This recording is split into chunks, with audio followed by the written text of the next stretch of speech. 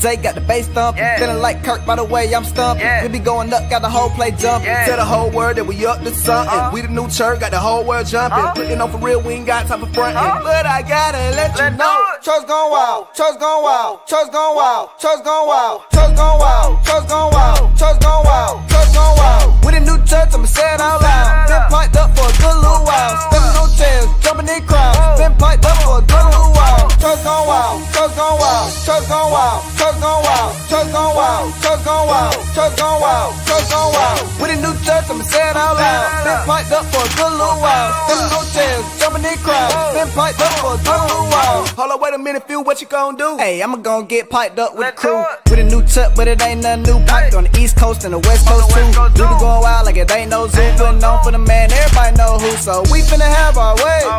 I'm talking about today. All day, every day. Everybody go crazy. Tell the old Turk that we don't play. I don't know what they got going on, but they better catch up like underlay. I'ma hit them folk, rest in peace to Ali. I'ma hit them folk, rest in peace to Kimbo. Then I'ma rock it out real low, real low, real low, real low, like I'm playing limbo. Woo!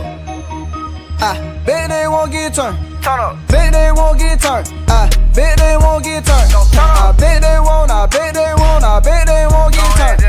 Bet they won't. I bet they won't. I bet they won't get turned. Hey, church gone wild, church gone wild, church gone wild, church gone wild, church gone wild, church gone wild, church gone wild, church gone wild. With a new church, I'ma say it out loud. Been piped up for a good little while. Stepping on chairs, jumping in crowds. Been piped up for a good little while. Church gone wild, church gone wild, church gone wild, church gone wild, church gone wild, church gone wild, church gone wild, church gone wild. With a new church, I'ma say it out loud. Been piped up for a good little while. Stepping on chairs, jumping in crowds. Been piped up for a good little while. Hold on, wait a minute, Tom, what you gonna do? I'ma go ahead, turn up with the crew. Hit him with it, hit with him, this what we do. Hit it like this, bread like bread. I got flavor, grandma stew. Eat the game up, margin boom. Flow so sick, I caught the flu.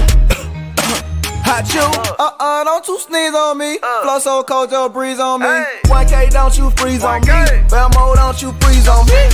Man, they need to open the door, cause we are not playing no more. If you coming with us, then let's go. If you coming with us, then let's go. Let go. Bet they won't get turned. Bet they won't get turned. Bet they won't get turned. I bet they won't. I bet they won't. I bet they won't get turned. Bet they won't. I bet they won't. I bet they won't get turned. Hey, church gone wild, church gone wild, church gone wild, church gone wild, church gone wild, church gone wild, church gone wild, church gone wild. With a new church, I'ma say it out loud. Been piped up for a good little while. Stepping on chairs, jumping in crowds. Been piped up for a good little while. Church gone wild, church gone wild, church gone wild, church gone wild, church gone wild, church gone wild, church gone wild, church gone wild. With a new church, I'ma say it out loud. Been piped up for a good little while. Stepping on chairs, jumping in crowds. Been piped up for a good little while.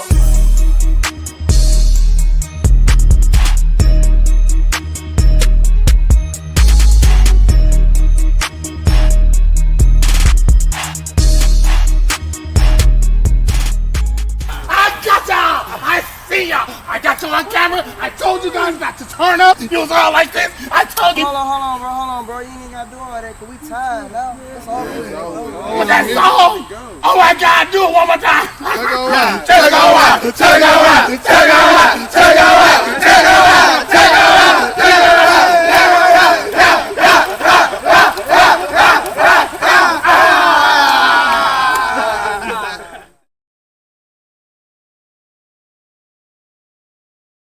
Yo, what's happening?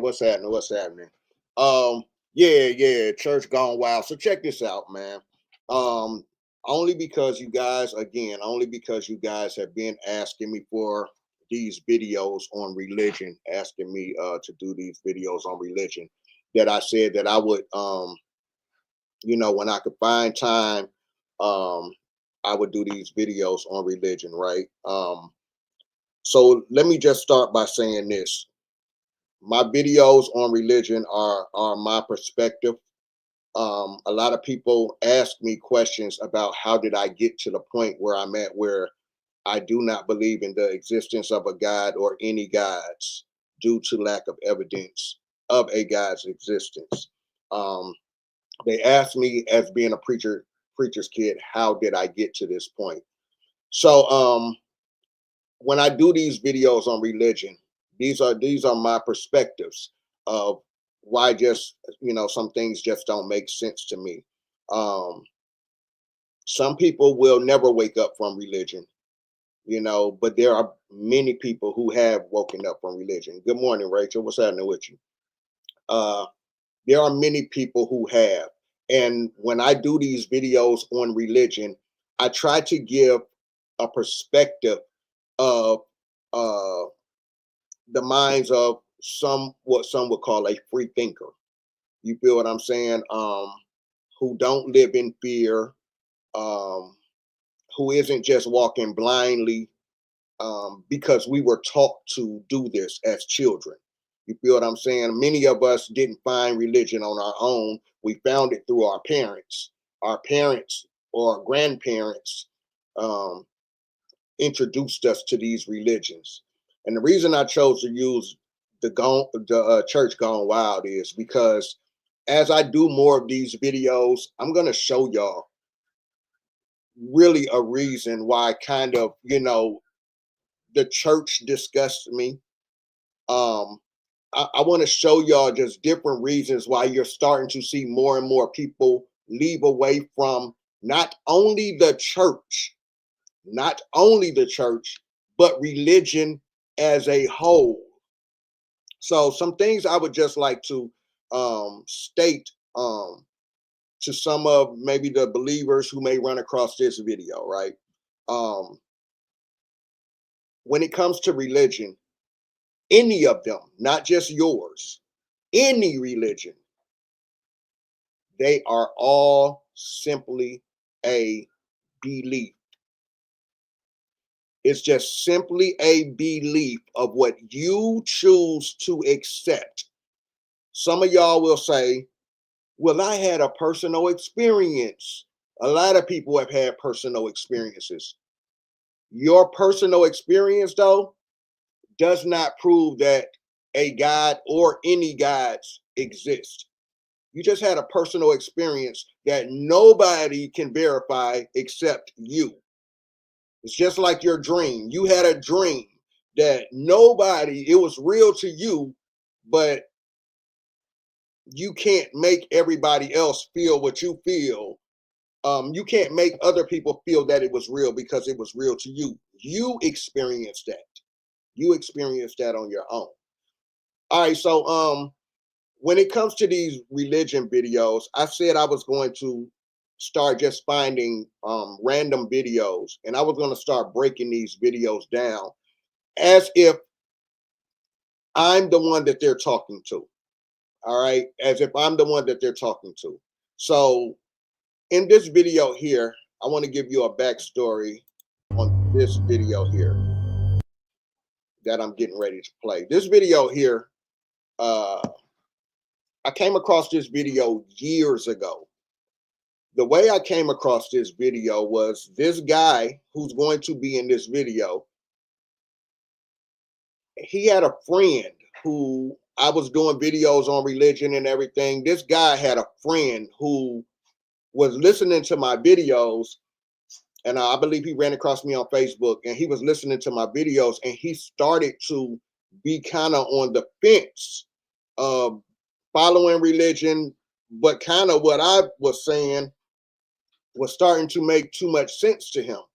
A lot of things that I was saying to him were starting to make too much sense, and he kind of started getting on the fence.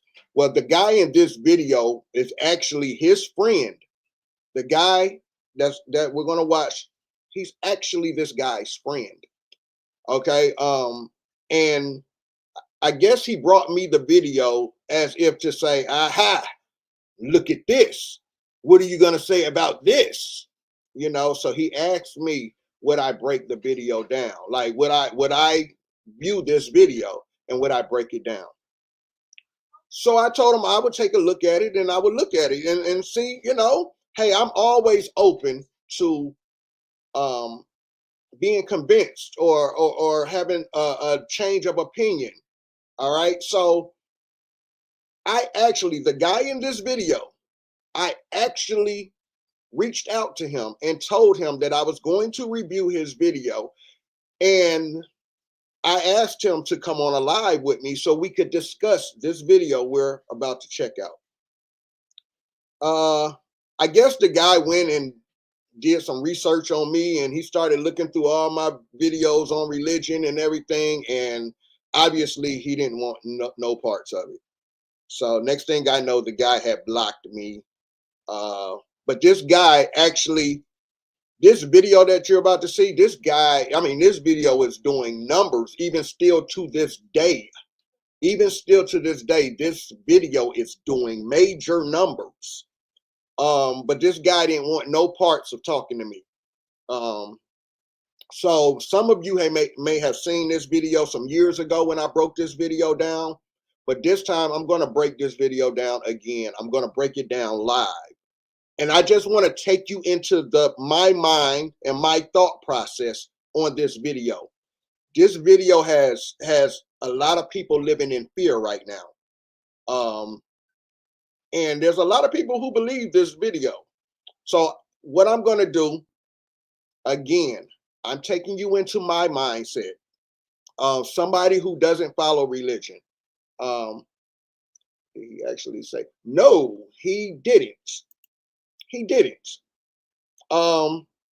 We were actually supposed to do a live, and he didn't want no parts of talking with me about this video. So, hey, I left it at that, but I told him I was going to break his video down. This guy actually gets booked around the world.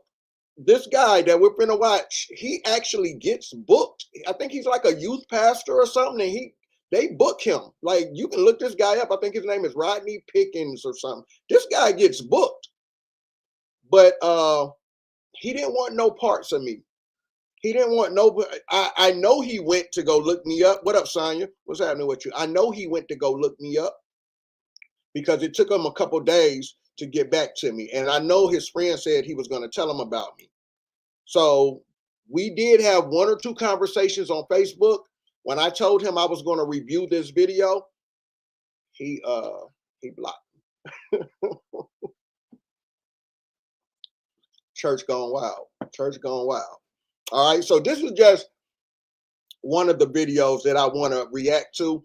But I'm going to, as I show y'all this video, I'll be doing a lot of pausing because there are things that I want to explain to you as I was watching this video.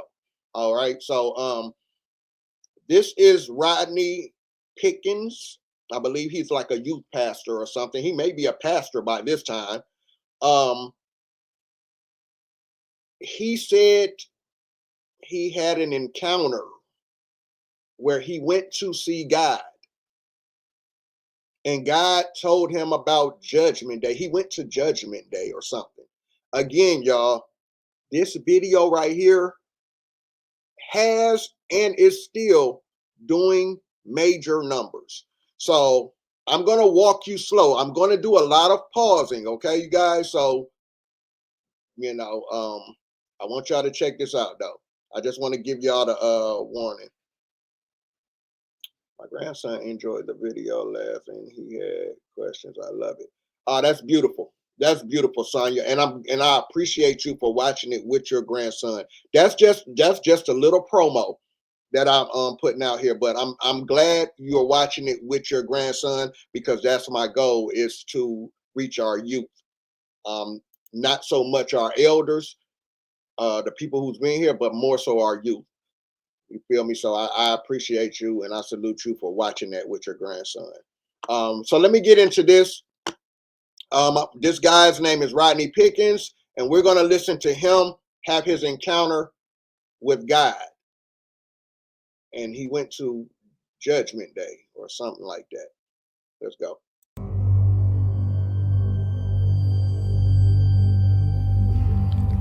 I remember it was on a Thursday. Matter of fact, let's take it back.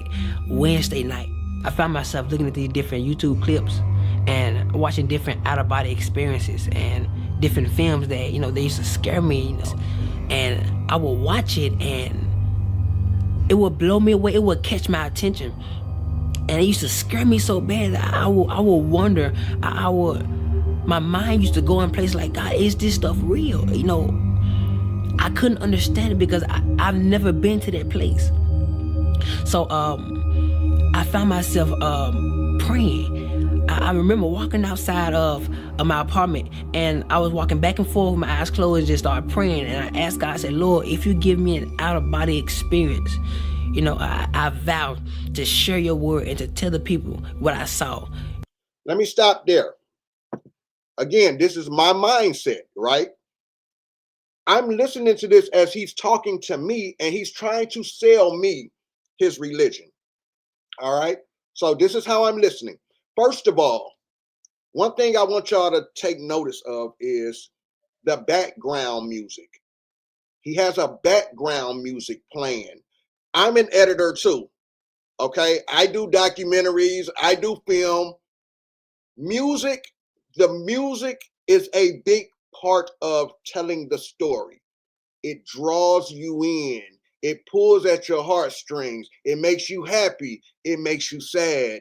It makes you fearful. The music plays a huge part in telling the story. All right. In when you're watching a visual. Notice he's not just telling this story as I'm sitting here just talking to you. I don't have no background music playing or nothing. He's, girly, what's happening with you? I'm just talking to you guys. I don't have no background music playing, no eeriness, no suspense. I'm just simply talking to y'all. Notice he's not telling the story as just simply talking. He had to add some theatrics to draw you into this story, okay? That's one thing I noticed.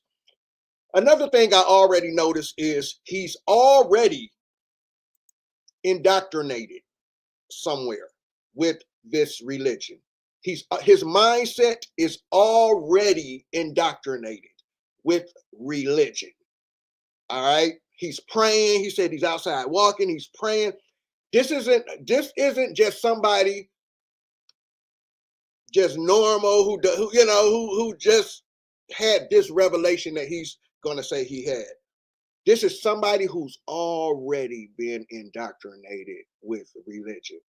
So his mindset is looking for that. He's looking for his answers, to the point that he's praying.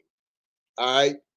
So I wanted y'all to so this catches me. If this was me, him talking to me, this catches me off rip. Not expecting that God was going to respond back to that, because I was just praying out. I was just praying, not actually looking for a response. He said he wasn't actually looking for a response, yet he was asking. Usually when you're asking for things, you're praying for things, you're looking for an answer. So him saying he wasn't looking for an answer, I wasn't expecting that, that lets you know how this prayer thing works. It just lets you know how this whole little prayer thing works. People claim they don't be looking for an answer or whatever, but yet you're praying, asking, and you're looking for an answer. You're definitely looking for an answer. This is my thought process when I hear people talk to me about religion and stuff, all right? And after that night, the next morning, that Thursday, October the 2nd, I had a dream. Damn. Now, I told y'all this video is doing very much numbers. This video is doing numbers. People really believe this guy that he spoke to God on Judgment Day, right? You can go look this video up. It's everywhere, all over the internet. This video been here for years. So you just heard him say that he had a dream, which means he's not awake. He's asleep. Now, mind you, before he fell asleep, he said he was on the internet watching videos about outer body experiences. He was already, before he fell asleep, he was already on the internet watching all these videos about outer body experiences. He's already indoctrinated with religion. and watching videos about outer body experiences, and he's praying for an outer body experience. But the key thing to remember is he's dreaming. Remember, I told you your personal experience, whatever you experienced that brought you to religion or whatever, it does not prove the existence of a God or any gods. Because there are people who had personal experiences just like yours or worse than yours who don't even believe in a God, spirits, or any of that. And they came through the same way you did, believing that your God brought you through. There are many atheists out here, people who do not believe in a God, spirits, or anything, who have had just as bad personal experiences as you, and they don't believe in a God, and they came through also. Okay? So what I'm showing you is this guy is having a personal experience that's going to convince him that he spoke to God, and God told him about Judgment Day. All right? So he's already watching videos before he fell asleep about outer body experiences. You ever fall asleep? Have you ever fell asleep to something you've been watching all day, or you fall asleep listening to stuff, and as you go into your dream world, you end up in those places, or you might be watching First 48, fall asleep watching the First 48 marathon, and you end up being a cop or something, or a suspect in your dream. Remember, he was already looking for stuff on the internet. And my spirit left my body. It was like I was in my apartment and my spirit got pulled out of my body. And I would go in these different transits, bright color lights. It was white. Like, the best way I can explain it would be shoo, shoo, shoo. He's in a dream world. Remember, none of this he will not be able to prove. When it comes to religion, when you deal with any religion, there is nothing that you can prove about religion. It's all a belief. It's all in here. Whatever you choose to believe, whatever you choose to believe, it's all in here. When it comes to religion, there is nothing you can prove about religion. Not your God, not your characters in the literature, nothing. Nothing. You can't prove nothing. It's just what you choose to believe. Once again, this guy is in the dream world. He's not awake, you guys. He's not awake. But he's going to sell this story as if it is real. Yes, it is real. It's real to him. But you can't make it be real to me, a critical thinker who is not indoctrinated with religion. Different flashing lights, and I appeared before a blue sky with no clouds. It was like a blue place. No land, no trees, no grass, no water, nothing. There was nothing there but a blue atmosphere.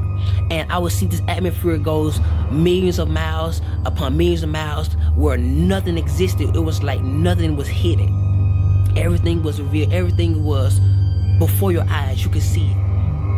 And we was in this clear kind of body form, some form of light, as you would refer to a soul or a spirit, and I could see through. It was so transparent, and in front of me was thousands among thousands similar to what I was, and thousands among thousands behind me, and I knew that it was some form of a soul. And in the middle of my chest were seeds, multiple seeds. I didn't know what they were for. And I realized that I was the only being that could actually move out of my place and look and observe, smell, taste, feel. All my senses were active at this point. And so, I began to look around and to observe it. Yo.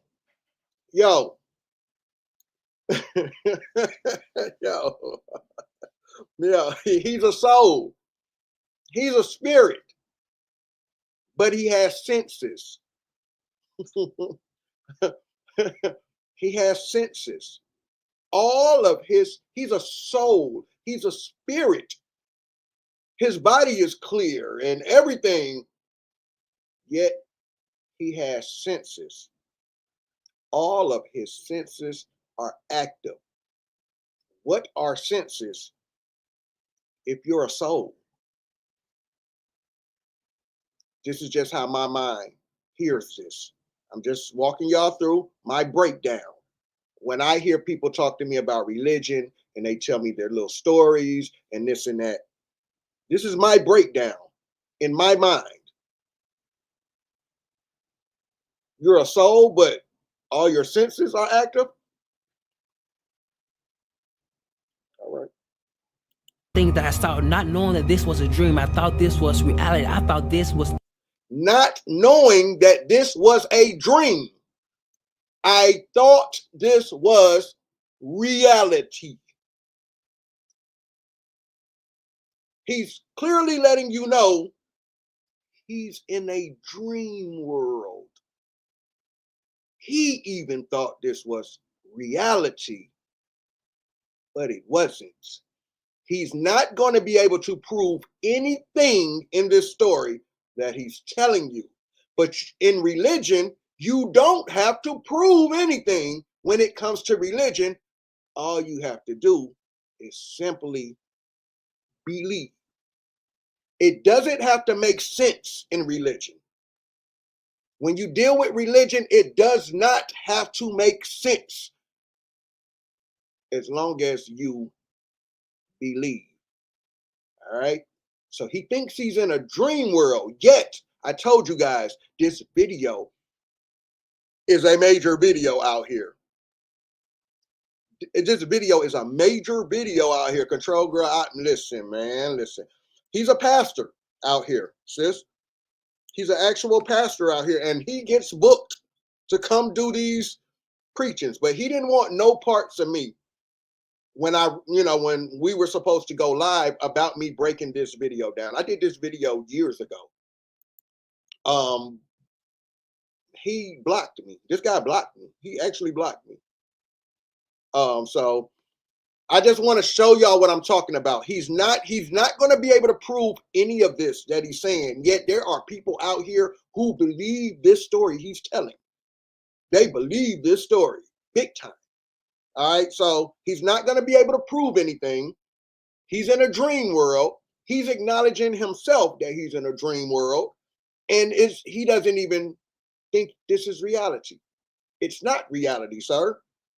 You fell asleep after watching a bunch of out-of-body experiences. So what you are hearing right now is he's having an outer-body experience in his dream. Yet he's going to push it to the people as if it was real. And this is what pastors and stuff do to their congregations. This is what people in religion do. They have their own little personal experiences that only they can prove, and then they push it on everybody else as if you should feel and believe what I believe because you had a personal experience yourself. I didn't have this personal experience. You had this personal experience, and you are more than welcome to believe anything you want to believe. If you choose to believe me when I say you have 4 three-headed aliens over your right shoulder right now, if you choose to believe that, you have every right to not critically think. But where my problem comes in with religion is when we force it on our children to not critically think, because we don't go through everyday life just believing things because somebody told us to believe it. We look for evidence. We do this everywhere else in life except for religion. And I keep telling y'all, religion was created to control people. It's been created to control the mind. If they can control your God, they can control your mind. This is why religion causes so many wars. This is why there's so much separation in religion. But I'm going to let him continue, though. Let's get back to his story of meeting God and Judgment Day. actually happening, you know. And I looked forward, and there was this great shadow way in front of me, way at the end of the line. It was like 1,000 people in front of me, and there was a shadow, a great big shadow, but it had no detail. It was like as a vapor, and I could see that it was a shadow of something that was in the front. And I had many questions at this point in this dream, and out of nowhere, I heard these words: "Depart from me." And this galaxy, this portal, I don't know what to call it, on the right side of God, All right, let me stop there. So he's acknowledging that this being or this whatever in front of him that's like a vapor. Keep this in mind. Keep these things in mind, because this is going to come back later. First of all, he's still acknowledging that he's in a dream. All right. And I keep stressing that because this is his personal experience. And this is what people in religion do, push their personal experiences onto other people. He's having a personal experience in a dream. In a dream. This thing that he says is up in front of him, and it's like a vapor, right? It's like a vapor. Pay attention to this. It has no detail, he said. He said, it has no detail. It's just a shadow. These were this guy's words. I'm not making these words up. This is what he said. All right, just pay attention to detail, because this is what I do when people in religion talk to me. He acknowledged this thing to be God. He just said that. He just said that. He acknowledged it to be God. All right, so now we know we're talking to God in what seems to be like a line of people standing in a line, right? And the voice of this God said to him, or not to him, he heard the voice say, "Depart from me." Now, remember I told y'all at the beginning, this guy is already indoctrinated with religion. He's already indoctrinated. Where do people walk around talking about depart from me? Where do you hear people in everyday life walking around talking about depart from me? Why would he hear somebody say something like depart from me? Because this is something that's said in the Bible. Depart from me, you workers of iniquity, for I know you not.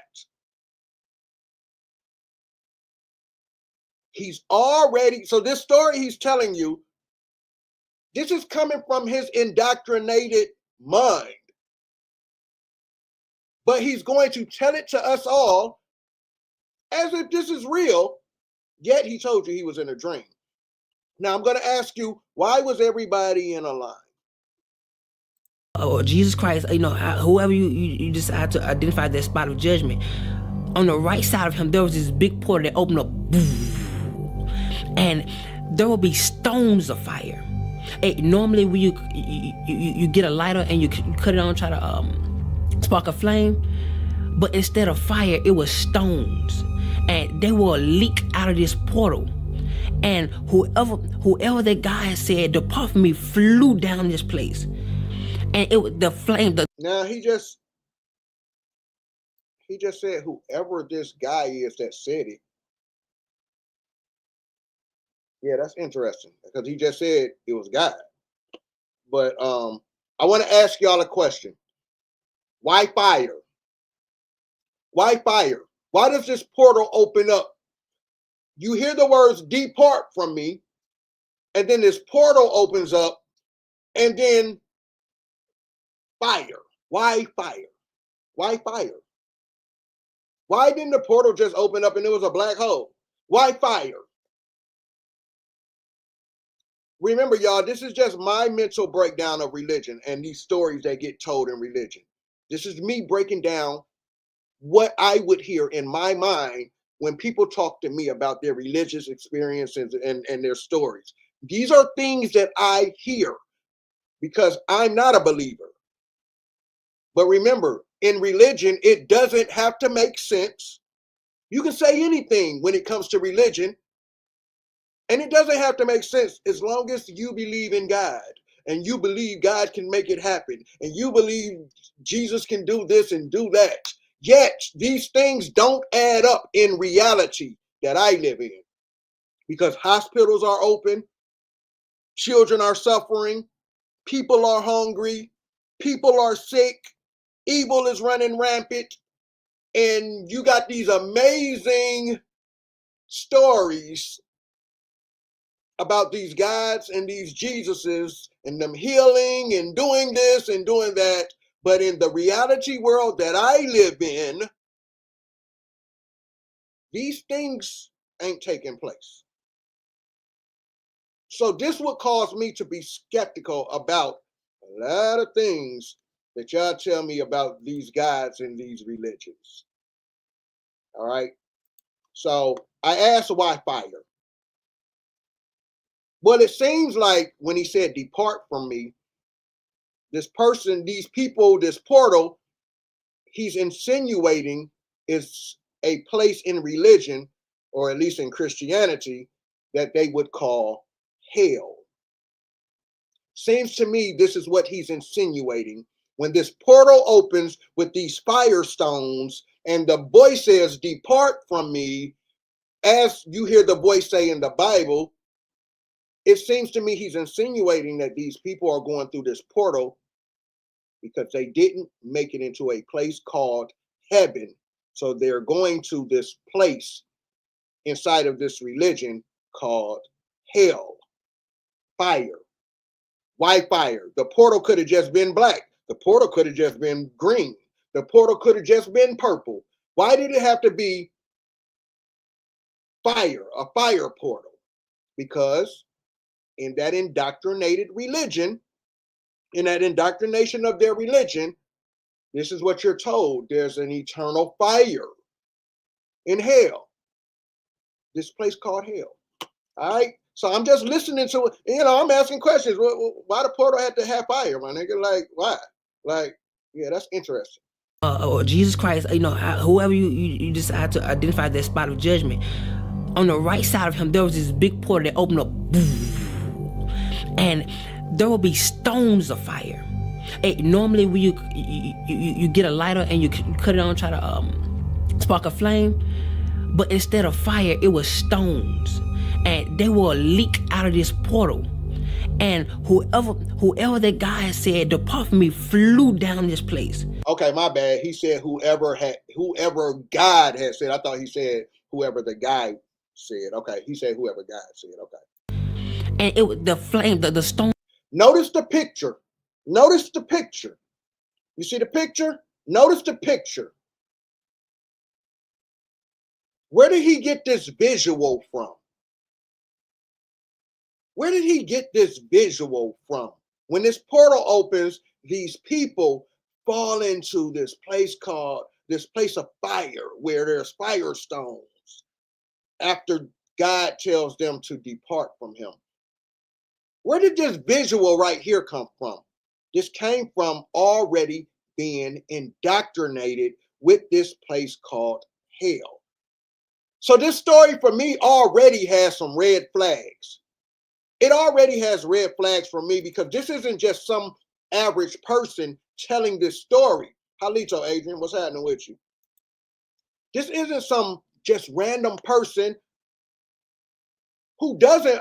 I would have believed this more, I think, if the person didn't believe in religion. This story might have caught my attention a little more. But being the fact that this person is already indoctrinated with this religion, it's a red flag for me. So when he's telling me this story, these are the kind of questions I would have been having for him had he done the live with me, but he blocked me. He didn't want no parts of these type of questions. Were so hot that it would burn everybody outside. of that portal. All right. I want y'all to hear this again. Right side of him, there was this big portal that opened up, and there will be stones of fire. Hey, normally when you get a lighter and you cut it on, try to spark a flame, but instead of fire, it was stones, and they will leak out of this portal. And whoever that guy said, "Depart from me," flew down this place, and the stones were so hot that it would burn everybody outside of that portal. On the left side of our body or our form, it will. Yo, now I can't remember. Now I know. Now, first of all, he said that they are souls. This is what he said earlier, that they are souls. Yet, everybody got senses. Everybody has senses, though. That they can feel this portal when it opens, that it burns. Huh? Y'all, I thought y'all are souls, though.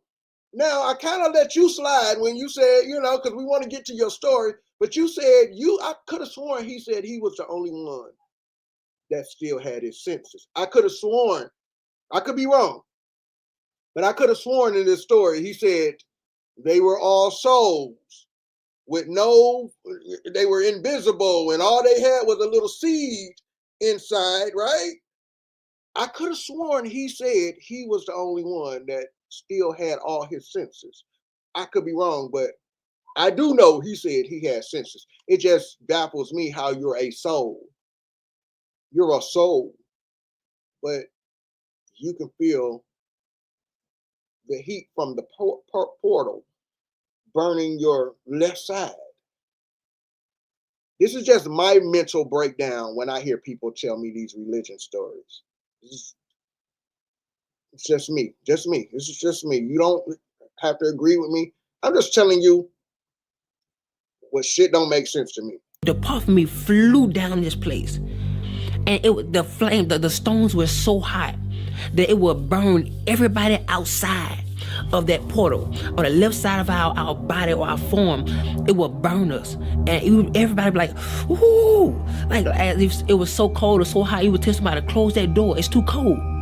That's how hot it was, and the portal closed, and then he sent them so fast that the screams were late. I would hear like it was like, "Depart from me," and it closed up. Then the screams come, and it terrified me. And then out of nowhere, something snatched us up, and like we moved up the line. And I began to think, I didn't understand where we was. I'm like, oh my God, maybe this is judgment. Yeah, I had many questions, and I would hear, "Depart me," "Depart me," "Depart from me," and all these different people will be sent to hell. So he acknowledges that this is hell. So that is where they're going.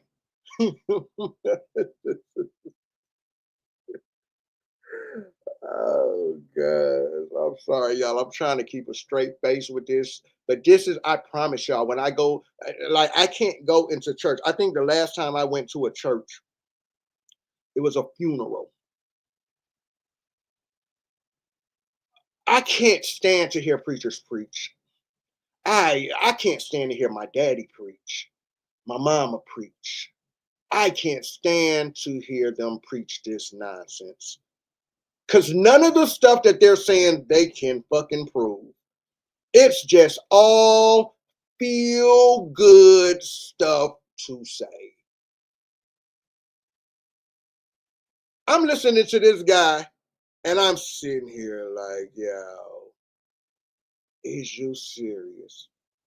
Listen to this. This is so, y'all, the reason I wanted to break this video down was because this video, people really believe this story. This is a major video on the World Wide Web. People have done reactions to this shit. People have done, like, the same way I'm sitting here doing, people have done many reactions to this video. And they really believe this story.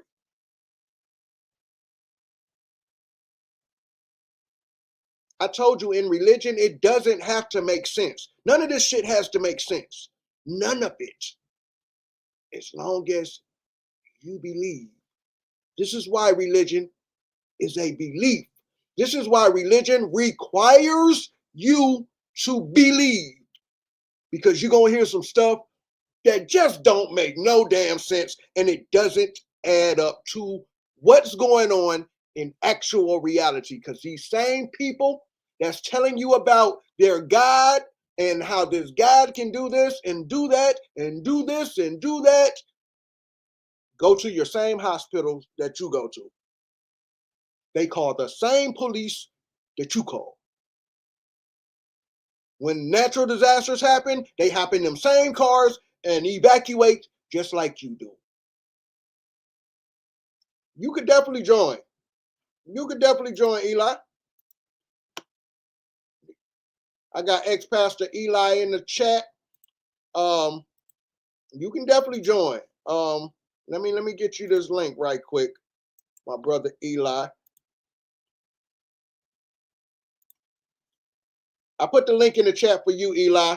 And you can join the panel whenever. Yeah, you can join now. Yeah, we can go through this together. These same people go to the same hospitals. They tell their miraculous miracle stories. But here's the thing. Oh, okay. Okay, I got you, brother. Here's the thing. When they go to these hospitals, they take the man-made medicines. They take, it's them who have to actually take the medicine to get better. It's never just no miraculous anything. So I just wanted to show y'all this. These stories, these personal experiences, usually always still end up having to do with some human beings in reality also. Again, if you're a grown up and you still believing in this stuff, more power to you. My problem is when you stop our children from critically thinking. When you force this onto our babies, as it was forced onto me, I actually had to tell my parents, hey, mama, good intentions or not, it was still forced on me. I didn't find this stuff on my own. I didn't make my own choice. Y'all forced this on us as children. Y'all made us live in fear of not going to some place called a heaven and going to some place called a hell that nobody can prove even exist. Y'all did this to us, mama. Y'all did this to us. We lived in fear. We walked around walking on eggshells, thinking that we might mess up to the point that we're going to burn in a fire forever. And this is how religion rules, through fear. All right, so let's continue with this story. And the part that scared me the most was the people that were getting judged. You could hear when God was talking to them, and you could hear everything they got judged from. So, oh no, control girl. No, my mom is okay. She had a heart transplant though. Like she's okay though. She's okay. My mom's back at home right now. She came through that. Actually, I'm sorry, y'all. I'm sorry about. I had to address this right quick. No, she's okay. She came through that surgery just fine. She actually came out better than some of the arteries wasn't clogged or whatever. However they explained it. But no, she's okay, and I appreciate you though. She's definitely okay. She's back at home. She just can't do anything right now, but she is definitely okay. She's still alive, but I appreciate it though. if somebody went to hell for something that you knew you struggled with in your life, Let me run it back a little bit because I think I missed something. Let me see what of our body or our form, it would burn us, and everybody it was like depart from me, and it closed up. Then the screams come, ah, and it terrified me. And then out of nowhere, something snatched us up, and like we moved up the line. And I began to think, I didn't understand where we was. I'm like, oh my God, maybe this is judgment. Yeah, I had many questions, and I would hear, depart me, depart me, depart from me, and all these different people will be sent to hell. And the part that scared me the most was the people that were getting judged. You could hear when God was talking to them. I just had this conversation, Eli, at work the other night. I was talking to a sister, and that's what I was explaining to her. This is what you would call God of the gaps, is when people can't explain something, they'll attribute it to God. I can't explain this, why this happened. It's gotta be God. This is what we call God of the gaps. They can't explain it, so it's gotta be God. So you're very right, Eli. You're very right. And you can hear everything they got judged from. So if somebody went to hell for something that you knew you struggled with in your life, you know where you were going. And so I'm just seeing people go, sit there, boo, boo. But I'm seeing the flame, and it's just constantly burning everybody outside that haven't been judged yet. And I could hear some of the people talking to God. And I remember there was a woman, blonde hair, and God was talking to her. He said, I'm not judging you for what you put on Facebook, but I'm judging you on how everybody else received it. Yo, this is what God told the lady in front of him, up in front of him. I'm not judging you for what you put on Facebook. Yo, this is gonna get good, y'all. So this lady put a post up on Facebook that seemed to be received wrong by other people who saw her post. Now this lady then passed away, and obviously she's in the judgment line with this guy, talking to God. Now he hears this conversation.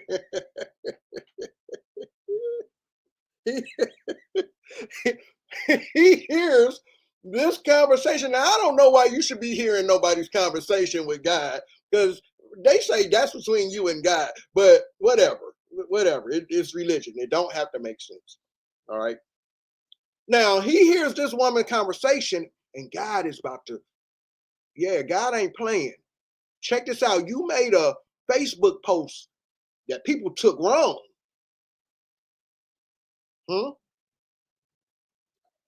I gotta judge you for that, lady. I ain't judging you for the post you made. I ain't judging you for that. But I'm about to judge you for the way people took your post. Continue, my brother. 300,000 people were led astray by one of her Facebook posts. And he said their blood was on her hands. Wow. Wow, God. Golly, God. Damn, God. Because of a Facebook post? Wait. I want y'all to keep in mind what y'all are hearing right now, because this is going to get good. This is going to get very interesting. And always remember, the person telling the story is usually going to tell the story in a way that benefits them. But golly, this lady is getting judged for a Facebook post. This is his story. This guy. This is his story. This guy is about to judge this lady for a Facebook post that misled 300,000 people. A measly 300,000 people. Y'all better watch these Facebook posts y'all post. All right? Y'all better quit playing with God out here. Now, y'all heard this man said the portal opened up and send you to hell so fast that your screams be late. The portal opened up, he say, depart from me, and you open up, and you go down to hell, and then your scream comes.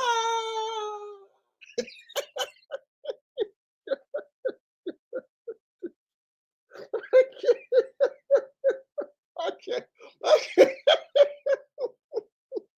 I can't make this shit up. Like, I'm sorry. I'm sorry. I'm trying to be serious, all right? Because some of you actually believe this stuff right here, you know? And I don't mean to, yeah. Nigga said, this woman is getting, y'all better watch what y'all post on Facebook. Y'all tripping. Because your God ain't playing with you, my nigga. Your God ain't about to play with y'all. And y'all be playing with God like God is a joke out here. Y'all be beefing. Y'all be doing all kind of evil. Y'all making fake pages, attacking people, you know, and then y'all will come out and scream some Bible verses and shit. You know what I'm saying? Like, come on, yo. Quit playing with God. Put some respect on God's name, y'all. Put some respect on God's name. Y'all not listening? Y'all not listening to this story right here? This dude said the lady got judged for making a Facebook post.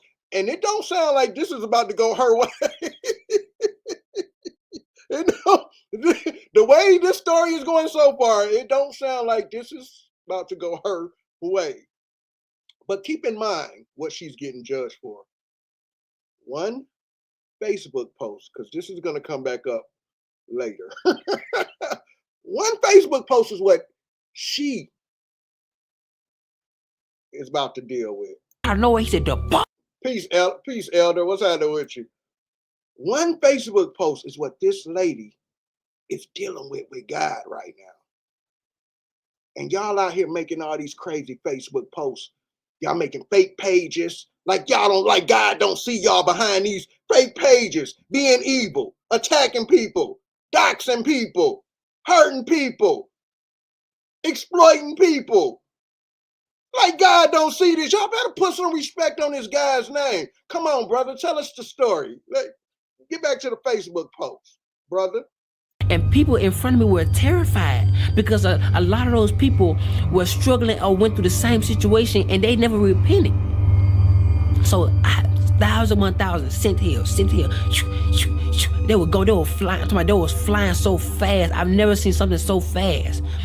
And it got to the point where I was next in line. And he called me up. Wait. Let me go back a little bit. People, adultery, Let me go back a little bit. And he said their blood was on her hands. Here we go. So, and I don't know, God was talking to her. This lady got blood on her hands at this point because she made a Facebook post that led 300,000 people astray. All right, that's where we're at. And we about to get to the part where he gets in line. This about to get good. He said, I'm not judging you for what you put on Facebook, but I'm judging you on how everybody else received it. 300,000 people were led astray by one of her Facebook posts. And he said their blood was on her hands. And I don't know, he said, depart from me. And I'm talking about, I couldn't express how powerful his words were. It's as if he said, depart from me, and everything shook. And she was sent with great force. And the port opened up. She would go fly, and it would close. And like, and the screams was so late. It terrified me. And people, adultery. So y'all, she did go to. I knew it just by the way the music sounded. Just wasn't finna go her way. I heard it. And God was consistent with how fast he sends you too, because her screams was late too. So, y'all, God sent this lady to hell for a Facebook post. God sent this lady to hell for a Facebook post, y'all. I'm so glad I don't believe this shit. I'm so glad do you see the fear he's planting in people? This is what I'm talking about, the indoctrination of religion. Do you hear the fear? Now, I want y'all to pay attention to this. This guy is telling y'all a story of a woman who got sent to hell for a Facebook post that misled 300,000 people. Yet this guy seems to have the power to make people listen to him. And he's feeding you a bunch of nonsense of belief. He's feeding you fear right now. What you're getting fed at this point in time is fear. I told you, religion rules through fear. You can't prove none of this. None of this, what he's saying right now, he can't prove none of this. And he told y'all he was in a dream. He didn't want no parts of me when I wanted to, he blocked me. He blocked me. He didn't want no parts of these questions. He didn't want no parts of this breakdown. Religion is based on fear. He didn't want no parts of me asking these questions because the questions that I'm going to ask has to make sense. When you deal in religion, it doesn't make sense. And it doesn't add up to what's actually going on in reality. What religious people do is they make up things in their own mind to make excuses for why their God didn't do something, nothing they can prove, but because they have to ride with their God, they're going to make up excuses. Let's, for instance, church gets shot up. A believer is going to say, well, it was their time to go. How do you know that? How do you prove that? What made you think it was there? How do you prove to me that them people that got shot in that church, it was their time to go? Somebody just got evicted out of their home. You'll say, well, that's because God got something better in store for you. How do you know that? How do you prove that? You just make up stuff. Y'all just make up stuff in religion. How do you prove to me God got something else? What if I never recover? What if I get so depressed? What if I get so depressed that I just got evicted, that my children get taken from me? Now I'm so depressed that I don't want to hear nothing about no God. I started using drugs. I done got addicted to drugs. My kids done got taken to me, and I never recovered from that. I thought you said God had something better for me. This is what you do in religion. You just make up stuff.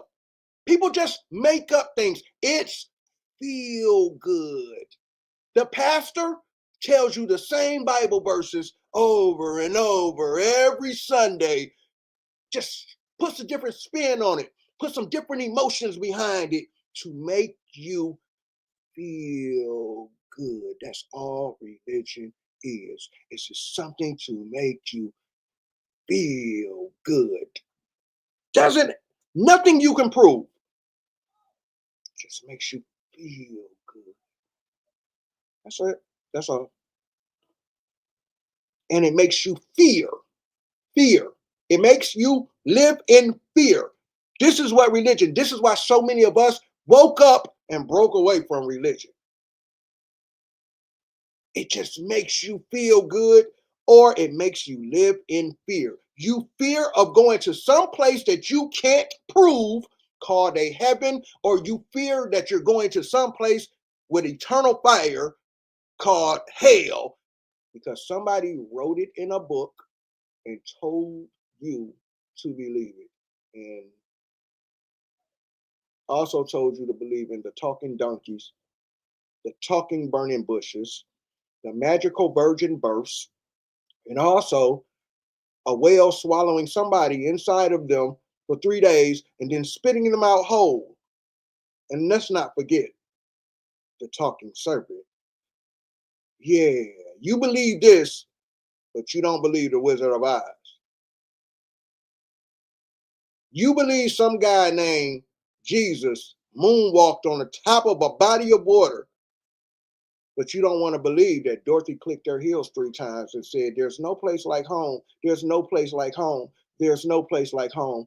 And magically ended back up in Kansas with Toto.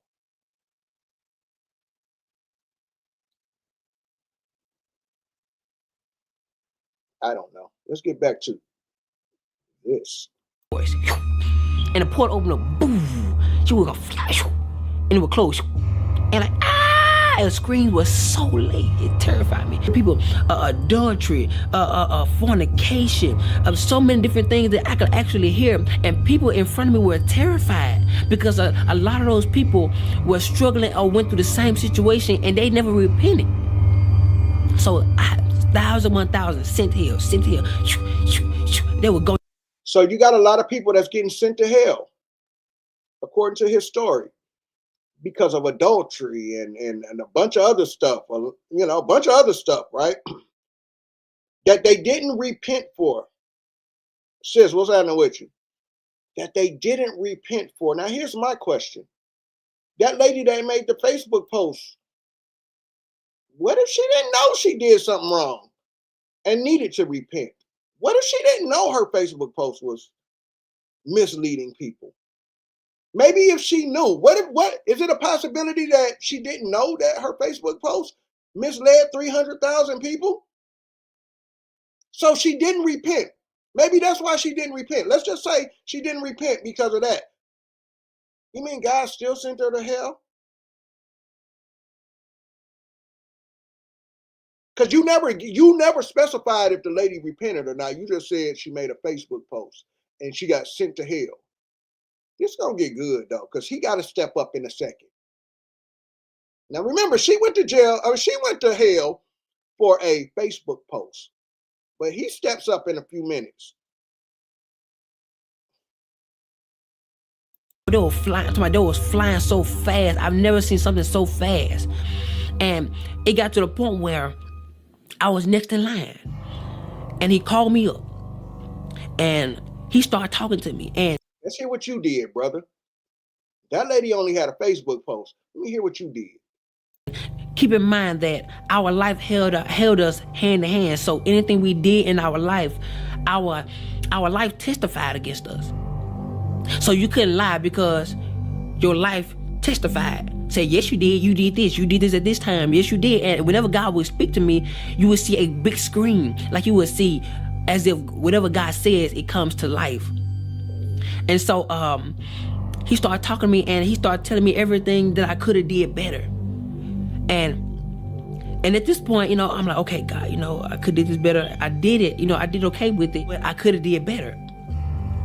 So he began to say other things and he brought up this specific woman. And he asked me, why didn't I forgive her? And he gave me her specific name. I'm not going to say it. He gave me her specific name. Oh, you wildin', bro. Oh, you wildin'. You out here not forgiving people? You out here not you wildin', B. You wildin'. You out here not you out here not forgiving people? You a Christian, bro. What do you mean you didn't forgive her? What you do? Okay, let me let him tell the story, because maybe I'm tripping. Yo, you wildin', B. You ain't forget. Oh, you tripping. And I knew exactly what he was talking about. I mean, because I just watched a bunch of so-called Christian people forgive a registered sex offender. I just heard a bunch of so-called believers and Christians go to war for a so-called, not a so-called, an actual lifetime sex offender on this World Wide Web. They gave, we forgive them, and God forgave them, and all this bullshit because of this religion shit. All right. Now you ain't forgave this lady. Oh, you tripping. You definitely on your way, bro. It's over for you, brother. You out of here. Because that lady did a Facebook post and probably didn't even know. Yo, you wild.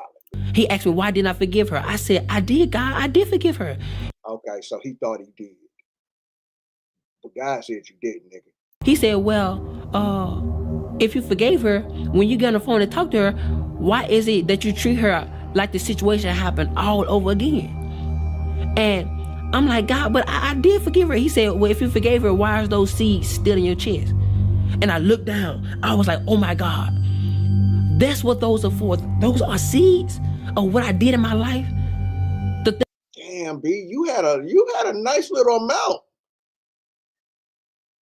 You had a nice little amount of seeds, bro. Now we ain't see the lady, but you only told us about a Facebook post, so it seemed like she only had at least one seed. But brother, hold on. Things I didn't forgive. So he said, all of these things I didn't forgive. Wait a minute, because brother, she only made a Facebook post. And then I tell y'all, in religion, shit don't gotta make sense, my nigga. It don't gotta make sense as long as you believe. I didn't forgive you some of your sins. And I was like, oh my God. And he started telling me what I was talking about. He asked me, why didn't I forgive her? I said, I did, God, I did forgive her. He said, well, if you forgave her, when you get on the phone and talk to her, why is it that you treat her like the situation happened all over again? And I'm like, God, but I did forgive her. He said, well, if you forgave her, why are those seeds still in your chest? And I looked down. I was like, oh my God, that's what those are for. Those are seeds. That's what those are for. He looked down at his chest and seen all those seeds. But that lady only had a Facebook post. Nigga, you're out of here. You about to go. That portal about to open up, and it's gonna say, he gonna say, depart from me, and it's gonna open up and say, whew, and it's gonna throw you down, and then your scream's gonna come behind you. Out of here, bro. You out here not forgiving people, and you thought you did. What you mean you thought you did? Nah, you supposed to know you forgave, bro. You supposed to know. You supposed to believe in all your heart you forgave. You out here wilding, B. Get him, God. You out of here. You out of here. Of what I did in my life, the things I didn't forgive. So he was talking to me and I was like, oh my God. And he told me, he looked at me and said, because you didn't forgive her, I didn't forgive you some of your sins. God, you wildin', God.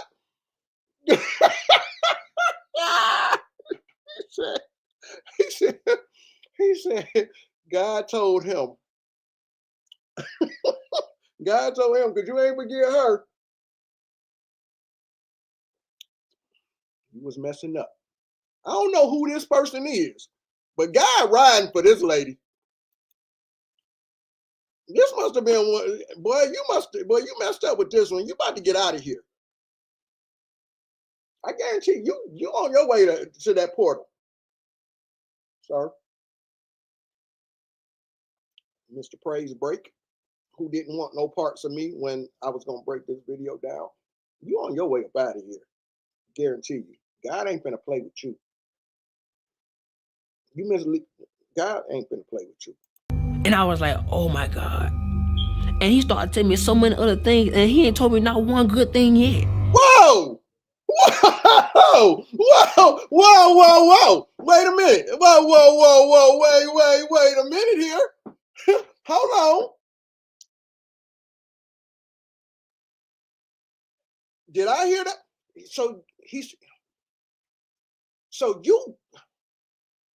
ain't told you one good thing yet? Golly.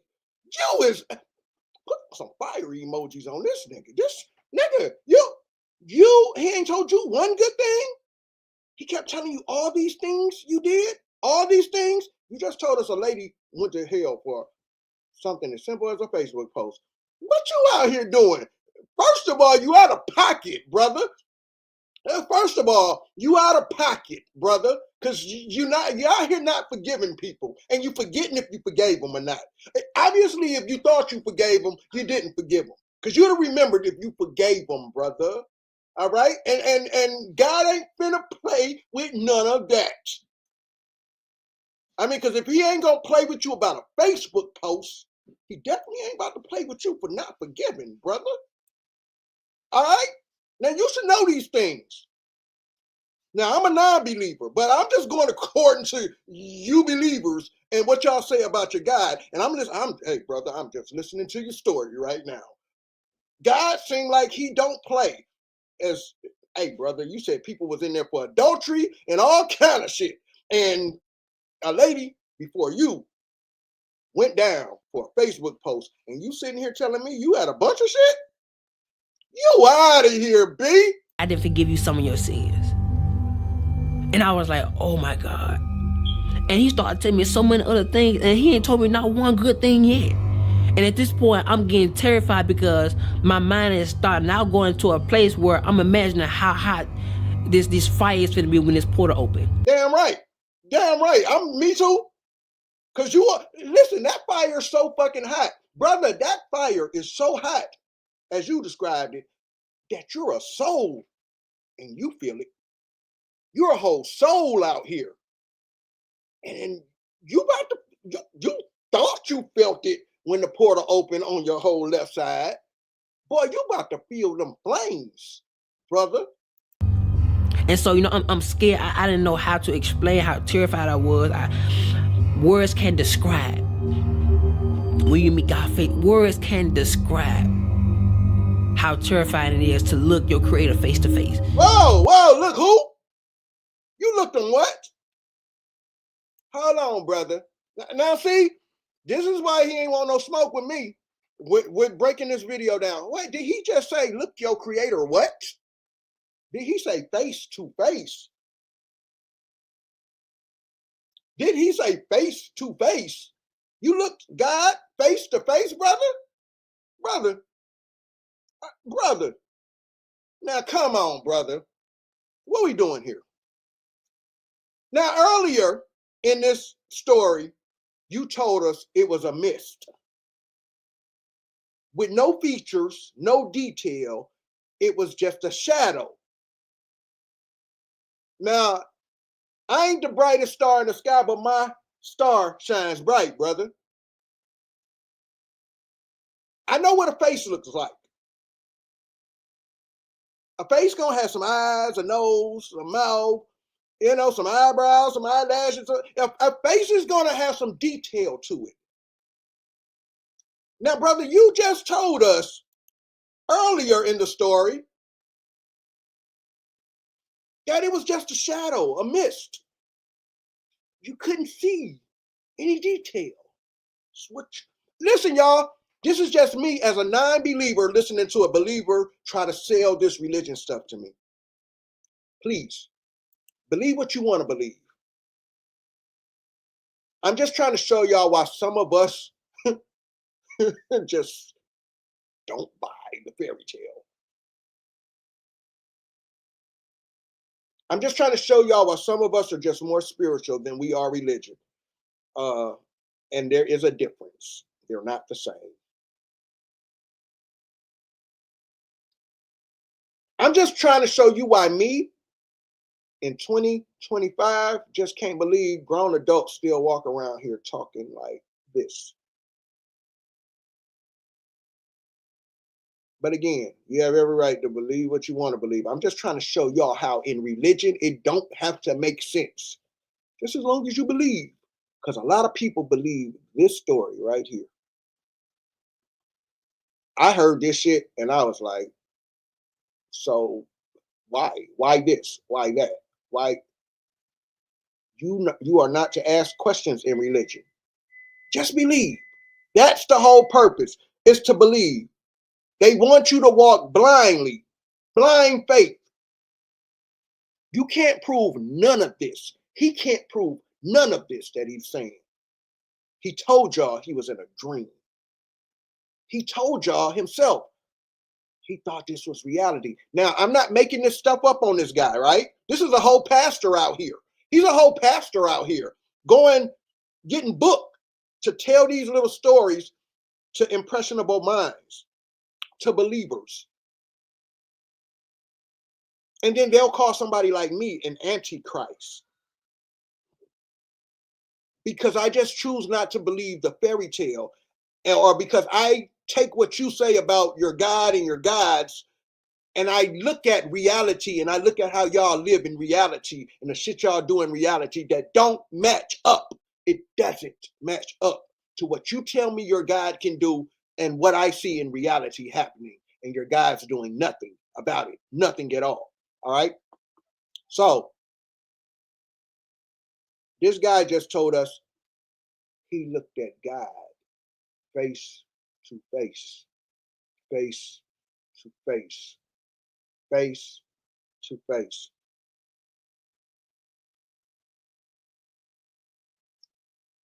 You meet God face. Words can describe how terrifying it is to look your creator face to face. Where there's nothing hid from him. There's nothing. Your inner thoughts are revealed before him. Your perception, how you feel, everything that you hosted in this body is presented before him. And so, I got to a point where I didn't want to hear God no more. I was really turning my head because I was afraid that, it's already made his mind up. I was so afraid. And so I turned my head, and he would just constantly tell me everything that I didn't do right, or I should have did better. And at this point, I just want y'all to see, even the lady that had the Facebook post didn't get this much conversation from God. This guy is done for. I knew I was going to hell. I knew it. Yeah, you're out of here, buddy. I was fully persuaded that this was it. So I turned my head, and I was like, I don't want to hear no more of it. My mind, I'm just really trying to imagine how hot hell is going to be. I'm like, oh my God, Lord, I have no more chance. If I go down there, I can't come back. Like, Lord, please don't send me to hell. This is fear.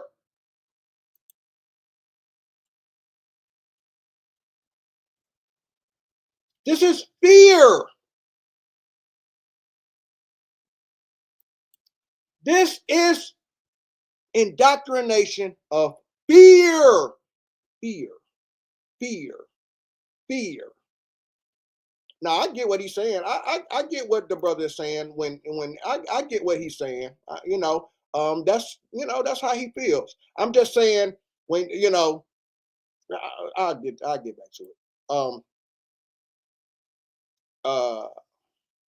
I get what he's saying though. But I want to finish this story. He's delivering fear to you. Remember, I told you religion rules through fear. This is just how my mind works. Nigga, you trying to scare me. You're trying to scare me. You feel what I'm saying? You're trying to scare me into your religion. Come on. Come on. This is how religion goes. You're trying to scare me. Yeah, please, like God, please. I'm begging you, and I'm more terrified. I was more terrified than I can express.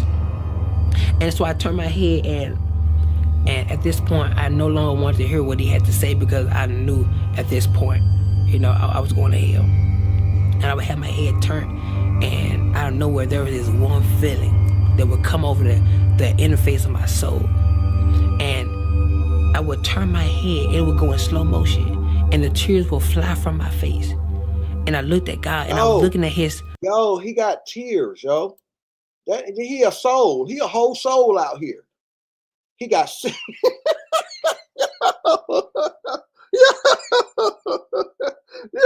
Yo, some of this shit I tried to let pass. You a whole soul out here, bro. You got all your senses. You said all your senses was active. You said you can feel the fire. Yo, and you out here crying tears. You a soul that got tears. Yo, this is good shit. And you about to go to hell, brother. You about to go to hell.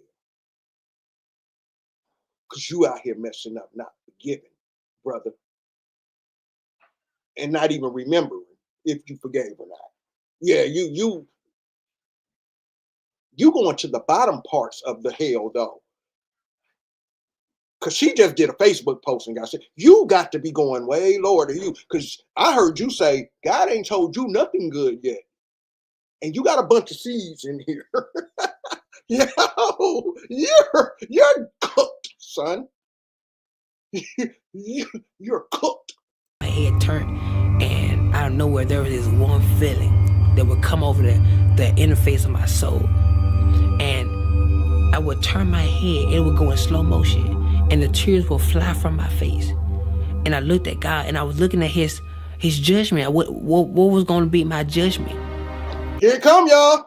He's cooked. He's about to get up out of here. Hey, brother. Hey, see you around, kiddo. God ain't finna play with you. You feel what I'm saying? And none of y'all on Facebook. Yeah, y'all time coming too. Y'all finna get what he finna get. Yeah, and that lady too. Yeah, all y'all on Facebook wilding with your fake Bible verses and your fake God quotes and all of that on your fake pages behind the scene. Y'all gonna get it. Y'all act like God don't see y'all. He finna cook this dude. And he looked at me, he said, face to face, you don't get a well done. You get a you barely made it. Whoa! And he stepped back. Whoa! You got a whoa! You got a what? What? God? What? This can't be right. This can't be right. This can't be right. You're supposed to go to hell, sir. What? You barely made it. No, you didn't. Nah, you tripping. And the tears will fly from my face. And I looked at God, and I was looking at his judgment. What was going to be my judgment? And he looked at me, he said, face to face, you don't get a well done. Wait a minute, he said face to face, y'all. Face to face. The Bible tells you no man has ever seen God's face. He even said it was a fucking mist earlier. But whatever. Carry on, brother. Now, what God tell you again, brother? After he sent the woman to hell for a Facebook post? And the tears will fly from my face. And I looked at God, and I was looking at his judgment. What was going to be my judgment? And he looked at me, he said, face to face, you don't get a well done. You get a you barely made it. And he stepped back and said, come. And at this point, I was so confused. I'm like, oh my God. And no, I'm confused. No, I'm confused. No. I told you, this shit don't have to fucking make sense. It don't have to make sense as long as you believe. Just believe. Just believe this story. Just believe this story. Remember, y'all, this is a dream that he's selling to people as if people really, go on YouTube, type in Judgment Day, and look at people's reactions to this particular video.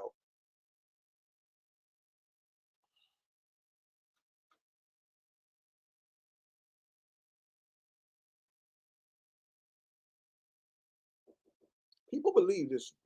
People really believe this story. Yo, she got sent to hell for a Facebook post that we don't even know if she meant for it to be taken wrong.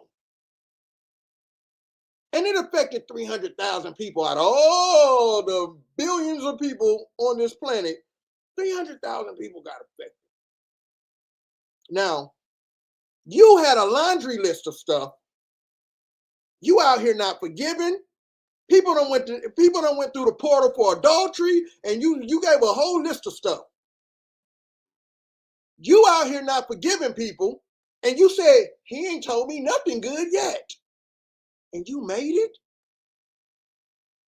Get the fuck out of here. What? I told y'all, remember, whoever's telling the story can make this sound however they want to make it sound. I just knew this nigga was cooked, but he's telling the story. Why would I think how he missed the portal? Church gone wild, how he missed the portal? This is what I mean. Church gone wild out here. Y'all doing the most. And then y'all wonder why people don't believe. What?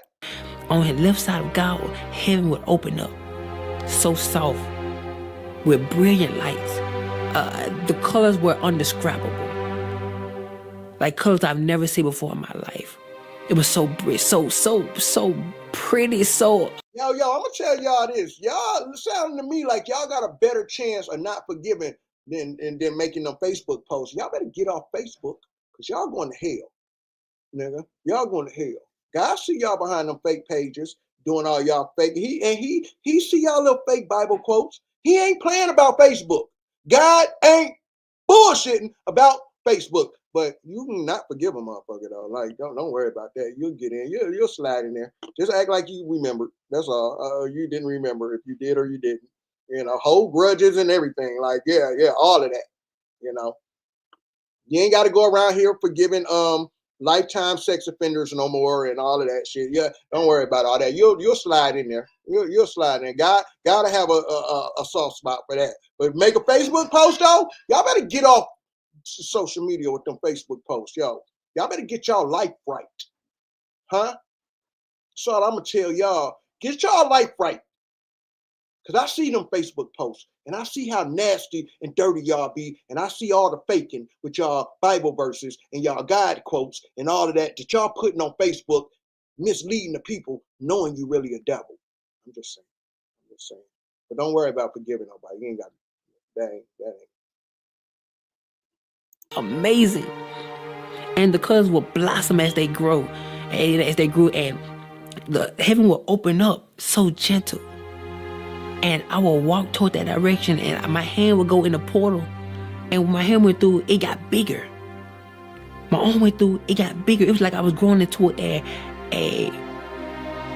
mature state of a glorified body. And so my leg went through, like got bigger. I'm just, yo, glorified body, bro. You had a laundry list of shit you did, though. What's some, bro? I don't think you telling us the whole story, bro.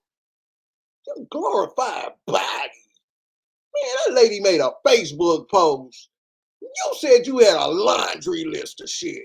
You told us God didn't find one thing. God didn't tell you nothing good when he was talking to you. God had a whole conversation with you, bro, and you made it in, and you was a glorified body bus star. And you can see how big I got on the other side. And how my soul was being transformed into a glorified body. And my body would go through it, and only piece that was left behind was my leg. And right before my last foot got in, I woke up. Again, he's letting you know he was asleep. This is all a dream. It was all a dream.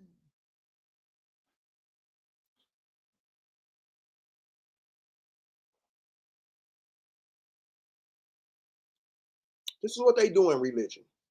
They tell you about their little personal experiences, and they try to push it on you for you to believe it because it was real to them. This is what personal experiences are. Whatever the personal experience you had that made you follow religion, it was real to you. You can't make somebody like me who didn't go through your personal experience believe that it was some God or whatever that brought you through it. There are people who went through the same thing you went through or worse. There's many people who are atheists and stuff that have out-of-body experiences too.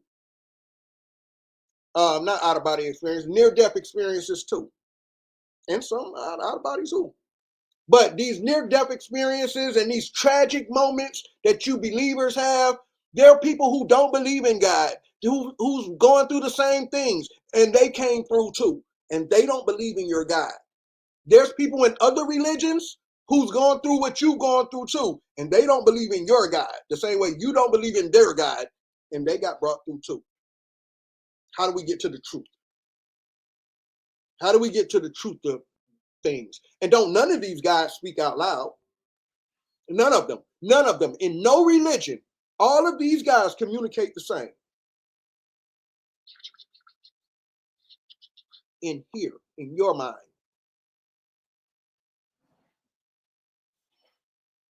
I've never heard a man tell me the voice of God that he heard sounded like a woman. I've never heard a woman tell me the voice of God they heard sound like a man. I ask people, what did God's voice sound like? And some people wake up and be like, yo, sounded like me. And I leave them right there. The dream scared me so bad. I was underneath our living room table for hours. I was so terrified. I was terrified to move. I was terrified to. I just want y'all to listen to his words. Then I woke up. Then I woke up. The dream terrified me so bad. Why did the dream terrify you so bad, sir? Because you're indoctrinated with religion, which rules through fear. It rules through fear. It makes you scared of going to some place full of fire, a portal opening up with fire stones, and it's sending you to hell, sending you to hell, sending you to hell to burn with the imaginary boogeyman called the devil because of a Facebook post. It doesn't have to make sense in religion, just as long as you believe this bullshit. Just believe. That's why religion requires belief. You can't prove none of this. None of it. Can't prove none of this. Let's go.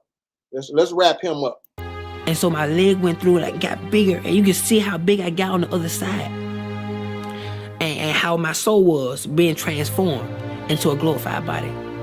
And my body would go through it, and only piece that was left behind was my leg. And right before my last foot got in, I woke up. The dream scared me so bad. I was underneath our living room table for hours. I was so terrified. I was terrified to move. I was terrified to do anything because I was afraid it was going to be added to my judgment. I thought that was the judgment. That didn't feel like a dream. I could feel, I could taste, I could tell you how it made me feel. Everything was so alive in the dream. And at that moment, I was asking God, why did you give me this dream? He said, because I want you to warn my people that the things which you saw are the things that shall be. You can't prove that, sir. I want you to warn my people that the things that you saw are the things that shall be. You can't prove that to me. It's a belief. You were asleep, sir. We don't even know if you was high when you were asleep. When all of this happened, we don't know if you was on mushrooms or hallucinating or nothing. But you came out here with this story, and a lady went to fucking hell behind a Facebook post. You're coming out here pushing this religion nonsense,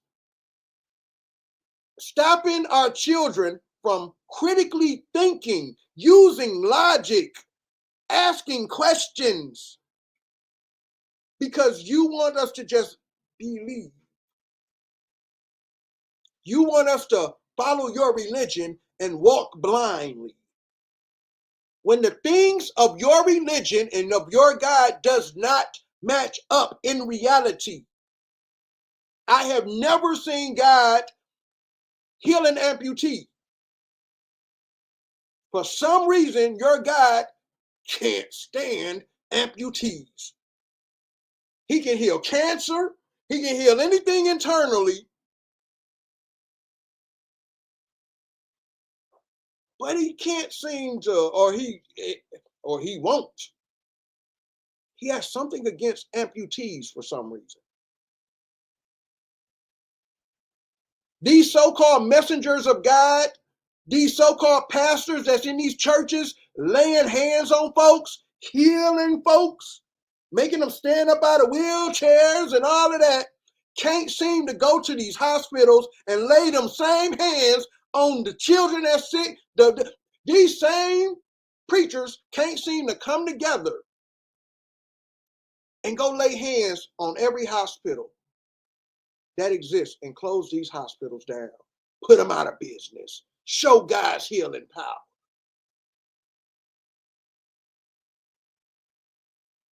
But they can always heal something internally, though, that we can't prove you even have. But there's many people who have had their limbs removed who would love to have their limbs back. And they actually believe in these guys. And these guys will not help them out at all. It's weird. It's just weird to me. Just weird to me. I told y'all these guys pick and choose who they want to help and who he wants to ignore. These guys always help people out in their personal needs. But when I ask believers, well, do you ever pray for the whole world as a whole?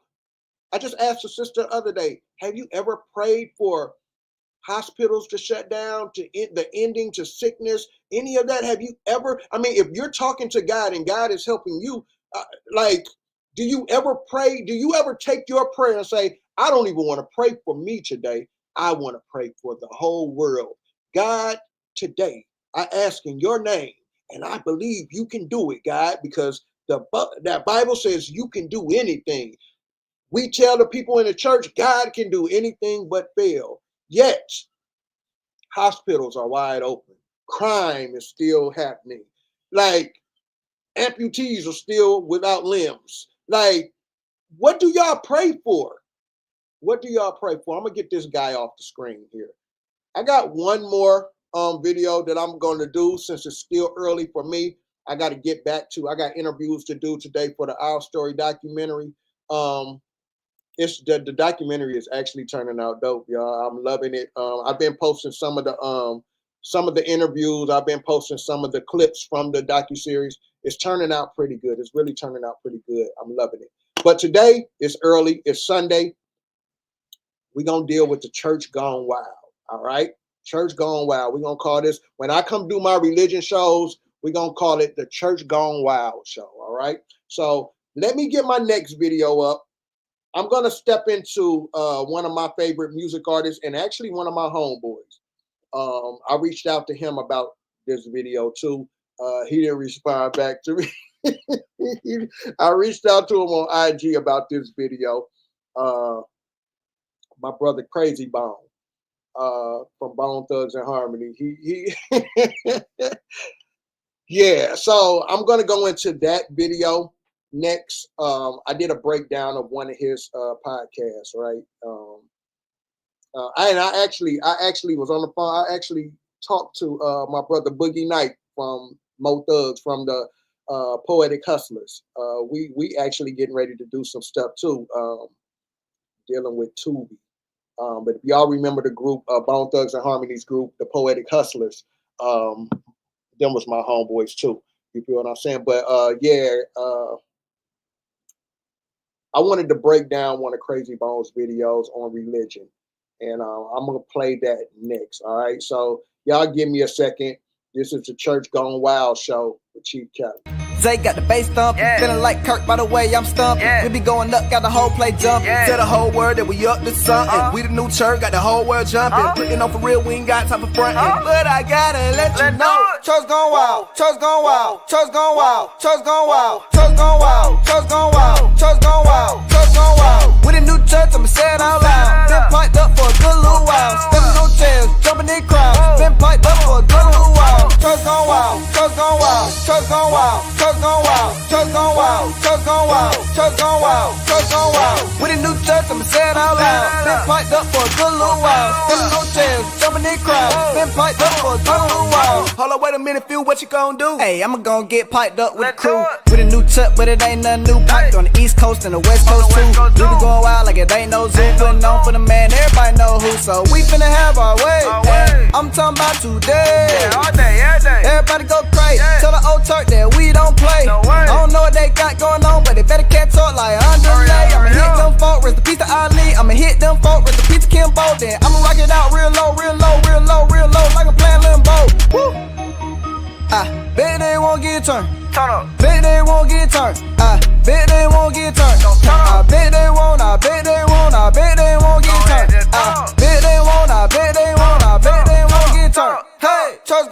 wild, church gone wild, church gone wild, church gone wild, church gone wild, church gone wild, church gone wild, church gone wild. With a new church, I'ma say it out loud. Been piped up for a good little while. Stepping on chairs, jumping in crowds. Been piped up for a good little while. Church gone wild, church gone wild, church gone wild, church gone wild, church gone wild, church gone wild, church gone wild, church gone wild. With a new church, I'ma say it out loud. Been piped up for a good little while. Stepping on chairs, jumping in crowds. Been piped up for a good little while. Hold on, wait a minute, Tom, what you gonna do? I'ma go ahead, turn up with the crew. Hit him with it, this what we do. Hit it like hit it with it. red like Red like I woo. got flavor, grandma stew. Eat the game up, margin brew.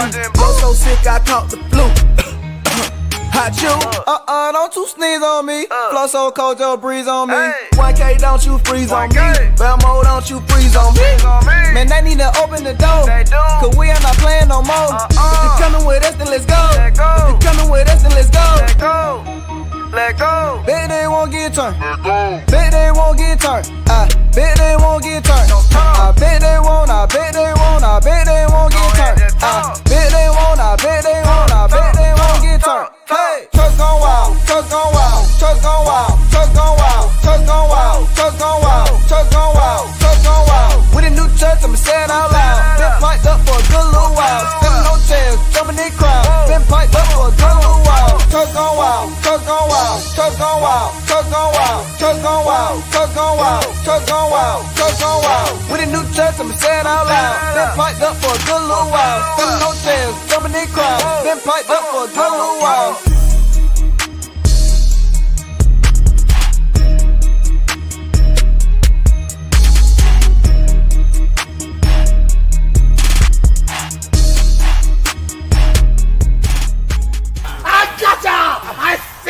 I got you on camera. I told you guys not to turn up. You was all like this. I told you. Hold on, bro. You ain't gotta do all that, cause we tired now. That's all it is. But that's all.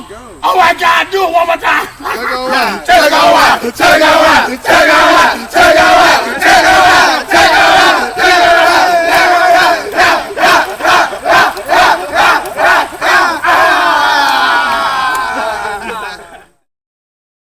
So that's where we at, man. Church Gone Wild Sundays, man. So if I do these videos on religion, it's gonna go under the Church Gone Wild show. You feel what I'm saying?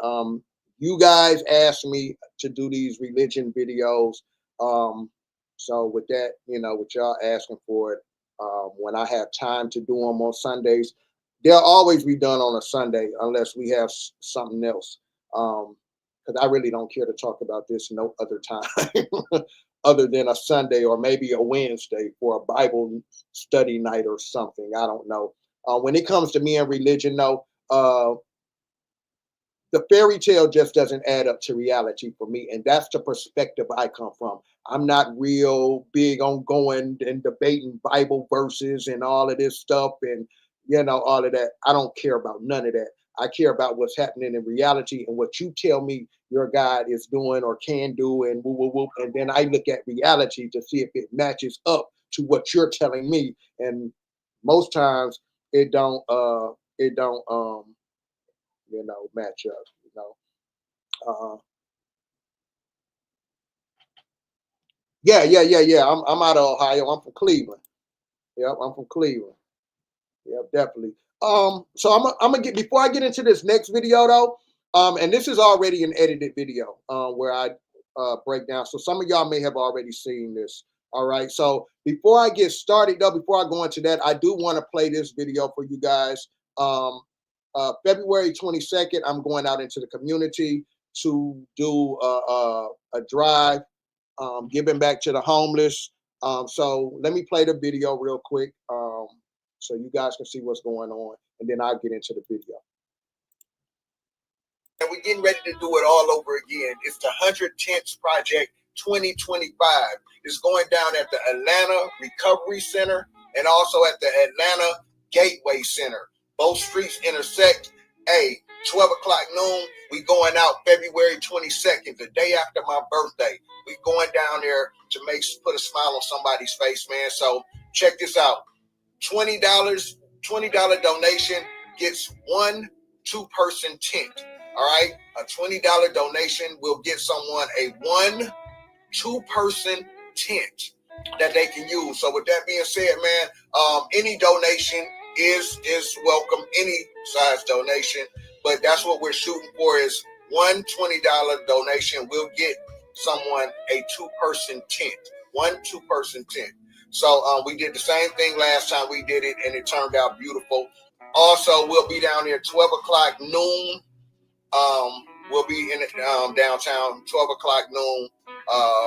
We also need help with healthcare products, sandwich bags, also waters. So anyone who's in the Atlanta area, and if you would like to help out with this project, February 22nd, that's the day after my birthday. I'm spending my birthday outside with the people.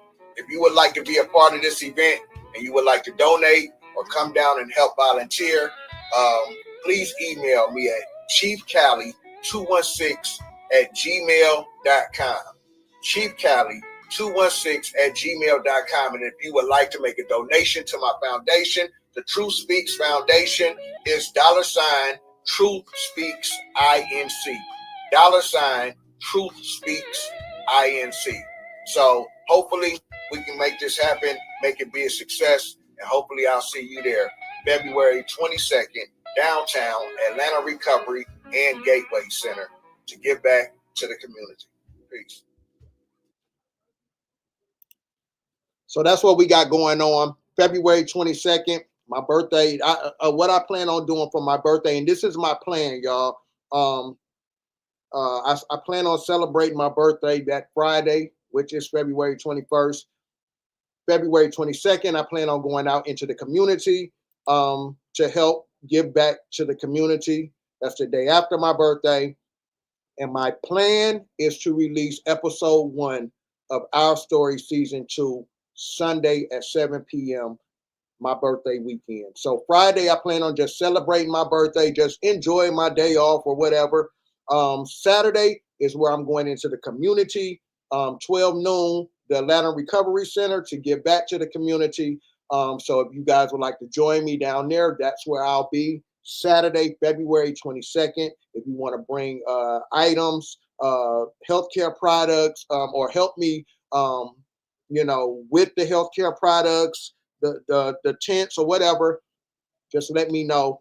And then Sunday, I plan on releasing episode 1. This is my plan, y'all, to release episode 1 of Our Story, the docuseries. So make sure y'all go over you can type in the search engine box on YouTube, Our Story 1968. It's going to take you right to my page over there on that channel.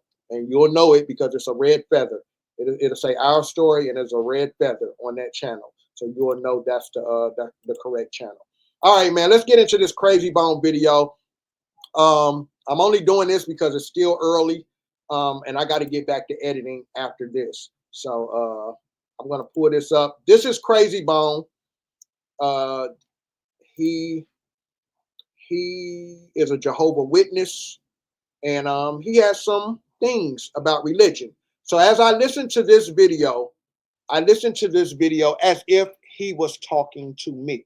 So when I do these breakdown videos, as if the person is talking to me personally and trying to sell their religion to me. All right. So with that being said, I'm going to kick it off like this.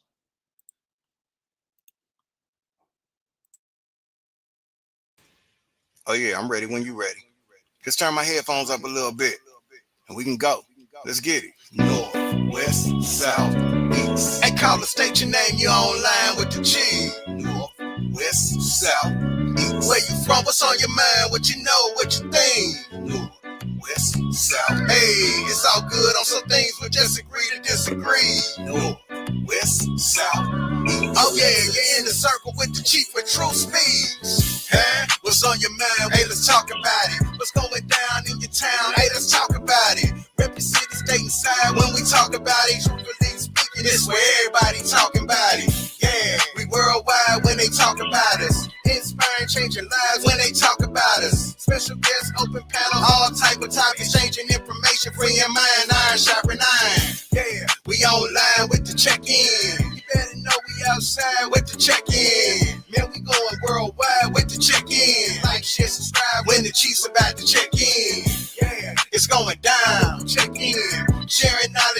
online when we check in. Make sure you like, share, subscribe. If you check in, hit the bell, get notified when the Chiefs about to check in.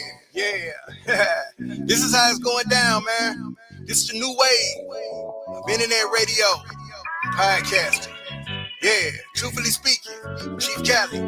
Yeah, check in. One time for your host checking in. The one and only Chief Cali.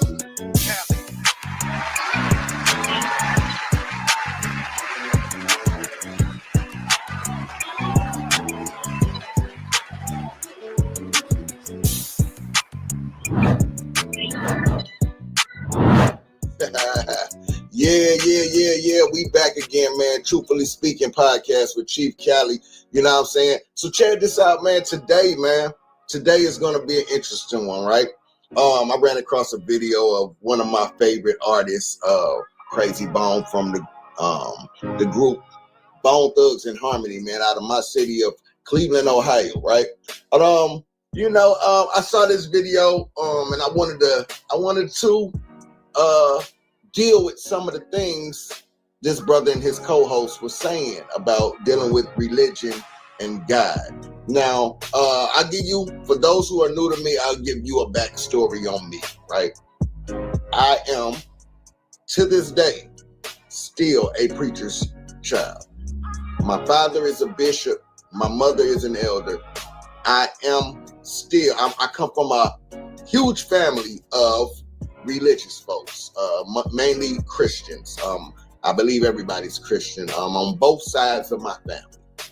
So I'm no stranger to a lot of the arguments of religion. I just move in a different way when it comes to talking about religion, right?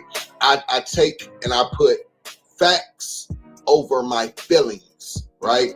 And I take and I use what I know and what I can prove over what I've been taught to believe or what I've been brainwashed to believe, right? So, as I went through my spiritual awakening, man, my eyes were really open to religion and what some call, it's not religion anymore. It's now called a relationship. So before I get into this, man, let me just start by saying this is simply conversation with me.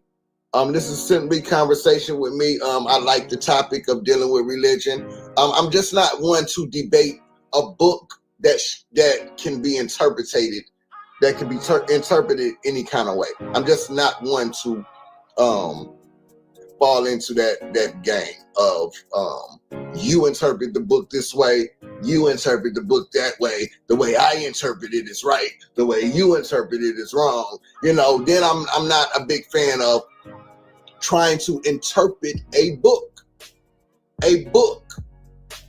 that no one can prove a God ever told anyone to write. No one has ever proven this. People are just going off of a belief and what they've been told to believe, what they've been taught to believe.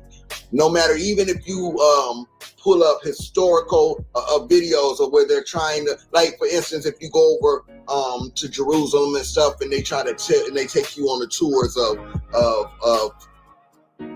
the tomb that Jesus lived in. It will always, listen for the key words. You will always hear them say, it is believed. It is believed that this is the path that Jesus walked to the tomb. It was said that this is the crown he wore on his head. It is said, or it is believed, that this right here is the tomb he rose from. It's never anything concrete. Never, ever.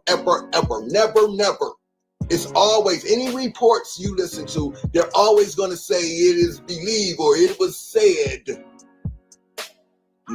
So I'm not a big fan of trying to interpret things out of a book that I can't prove any God or gods told anybody to ever write, ever. I can't, no book that I can't even tell you if a God even speaks. I can't prove to you that any God speaks. I can't prove to you what a God's purpose is. All I know is what somebody told me as a kid to believe. That's all I know, right? So I'm not a big fan of trying to debate scriptures and the way you interpret it and the way you interpret it. I'm not a big fan of debating a book that humans have taken from and added to. We have proof that people have taken books away from that book and they've added in books to that book. And I just don't believe that a God who's so intelligent and so brilliant, as they say, wouldn't know that people would do this and confuse other people with their interpretations. I just can't, and do nothing about it. I just can't believe that a God would see this and know this is going to happen, right? And allow it to happen. Allow people to take his or its or their word and manipulate it for how they want to use it to control people. Because let's be clear, this book definitely has a control on the masses, as it was created to do. One of the words that will come up in this conversation is the word propaganda. You will hear Krayzie Bone mention that, people that don't believe in God and they think the book was created to control the masses and woo. That's propaganda. So the definition of propaganda is information, especially a biased or misleading nature, used to promote or publicize a particular political cause or point of view. Now, he says this is propaganda. People say, people that don't believe in God. This is what I would like to say to the brother. He has a whole nother video that I think I'm going to do a live stream on. And I'm just going to sit and I'm going to show you how I would break everything he says down. Right? Let's get this understood. When it comes to religion, and you are more than free as a grown adult to believe what you want to believe when it comes to religion, your gods. My problem is when we push this on our children. This is where my problem comes in. When we teach our children to believe in something a human wrote, and to believe in it more than them believing in themselves. We teach our children and we force our children to believe in something outside of them that they can't even prove exists, more than to believe in themselves, more than them to believe in what they can do and what they can change and what they can make happen themselves, the things that they can actually prove they did. Everything else, when it comes to these gods of any religion, is all belief. It's all in here. It's all in here until someone can prove it. There has never been a man or a woman on this earth in history, in time, ever who has proved the existence of a god or any gods. No one has ever in life proved that a god or gods exist. I don't care what you believe. I don't care what you've been brainwashed to believe as a kid into your adulthood. No one has ever proven that a god is living or gods are living and they exist. No one has ever proved it. Another thing, religion. When you look up the definition of religion, it's a belief. It's a belief. When you look up the definition of the word belief, it tells you that a belief is just something you accept. It's an acceptance of something that you believe to be true. It doesn't make it true. It doesn't make it fact. Simply because you believe it or you accept it to be true. When it comes to religion, religion is simply a belief. It's a belief. It's when you look up the definition of religion, religion is a belief. And then when you look up the definition of the word belief, belief is simply an acceptance. It's simply an acceptance of something that you believe to be true. It does not make it true. It does not make it a fact, simply because you accept it to be true. You have every right to accept anything you want to be true. It doesn't make it a fact. So as we go into the video, right, I just wanted to lay those things down, because what you will hear is Krayzie Bone speaking from a place of belief, something he simply accepts for whatever reason. Some people say, oh, I had a personal experience. Well, pretty much everybody has had a personal experience in every religion with their gods. They've also had personal experiences too. Even people who don't believe in gods have gone through personal experiences just like yours, near-death experiences, and they came through and they don't even believe in a God. So a lot of people like to use that as their reasoning for believing that a God exists, but it's nothing they can prove. At the end of the day, it all comes down to something they believe, something they accept to be true. So let's jump into this video, man, and let's see what the brother Krayzie Bone is talking about. And I'm going to just stop and I'm going to tell you how I would break this video down. Now, he has another video that's longer than this that I really want to, and I'll probably do it on a live stream, maybe on a Sunday.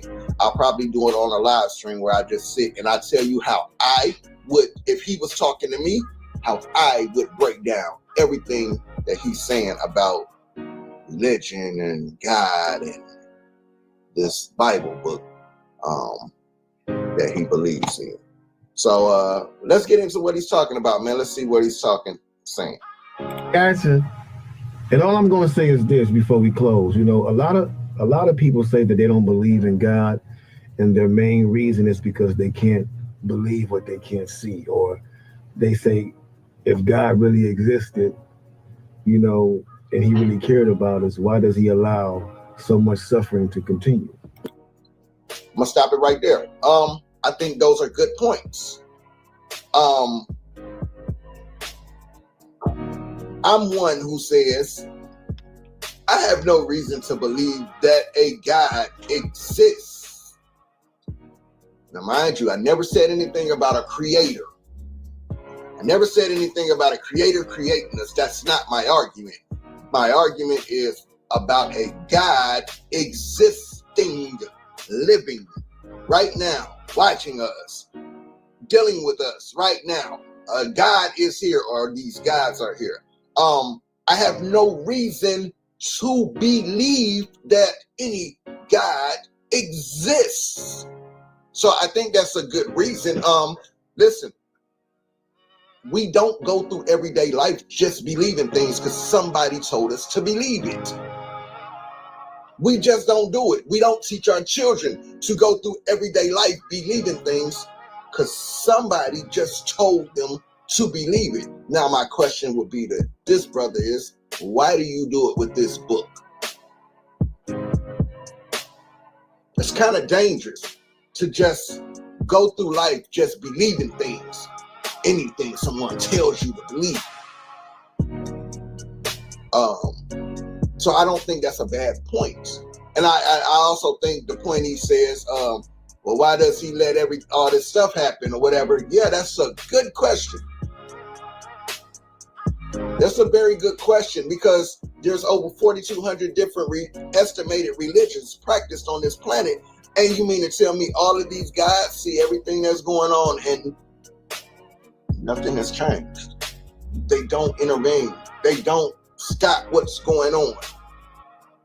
We see more of the so-called devil or the devil's work than we do these guys. I'm so confused, because you mean to tell me there's one devil and there's all of these different gods and they can't stop the devil? I think that's a good point. A lot of people woke up and they said, why would I believe any god or gods exist? Maybe we're just here alone. Could that be possible? Could that be a possibility? Maybe we're just here alone. Maybe we were created and we were left here alone to figure things out. Could that be a possibility? If so, then that's something we have to look at. We have to take into account too. And I tell people this all the time, you know, if you read the Bible and came to a full understanding of the message and theme, you would then begin to understand the deep things of God. Is that a fact, or is that just something you believe? Is that a fact, or is just something you believe? He says if you start to really read the Bible, you'll begin to come to get an understanding. Is that a fact or something you believe? Because in that same book tells you to lean not to your own understanding. So whose understanding should I lean to? Another human who wrote this book? Whose understanding should I lean towards? Should I lean towards the people who added to this book so it fits what they want in order to control the masses? Or should I believe in the people who took away from the book? Which parts of the book should I actually believe? See how this works? The book has been tampered with by humans. Humans have tampered with this God's word. Humans have done this. How do I know what to believe? How do I know? All the propaganda that goes around about man wrote the Bible and... Well, we can prove man did write the Bible. We can't prove a God ever told anybody, ever spoke a word to anybody and told them to write anything. But we can prove man wrote a book. A human that makes mistakes. A human who manipulates people. We can prove that they wrote a book called a Bible and just told us a God told them to write it. We can't prove a God ever said anything. Is what I would say to this brother. All the propaganda that goes around about man wrote the Bible and they use it as a oppressive tool to oppress its subjects. It's a bunch of propaganda in itself. All right. He says it's a bunch of propaganda in itself. Is that fact, or are you in your feelings about what you believe? Is that a fact? Because we do know many wars from past history and even today have been fought because of religions and these gods and these literatures. We know many wars that have been fought over religion. So is that a fact, sir? Or is this just something you believe? You just telling me something you believe? Because I can prove to you that wars have been fought because of this book. I can believe the masses have been controlled because of this book and what we are told to believe from this book. Now, how do you prove that this is propaganda, or is this just something you believe? Yeah, it's true that some imperfect human beings have used the Bible as a means to oppress people. That's true. And I would say this, with this being such an important thing that this God wants us to have and to learn, why wouldn't a God intervene right there to stop that? Why wouldn't a God not step in to not let his word be used to manipulate people? And I get y'all say free will, people have free will. Well, what about my free will to learn this God's word, but I'm being manipulated by someone who wants to use their free will to trick me?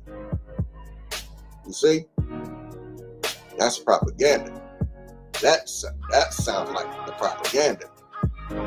They're using this book to control people, and they're using this book to manipulate people. We even know, as they even use this book, as they said back in slavery, to use it against our people and to justify reasons that they beat us and they hung us and they mistreated us. Yeah, so, you know. But that is not God's intentions. You can't. He says, that is not God's intentions. Are you telling me something that's fact, or are you telling me something you believe, sir? How can you tell me what a God or God's intentions are, sir? How do you help me understand? Don't tell me something you believe. When has this God spoke to everyone as a whole, so we all understand what this God's intentions are? It sounds like you're just telling me something that you believe, probably because someone told you, or probably because of some way you read the book and you interpreted something a human wrote, and you interpret it this way, and you grew up believing these things without questioning them.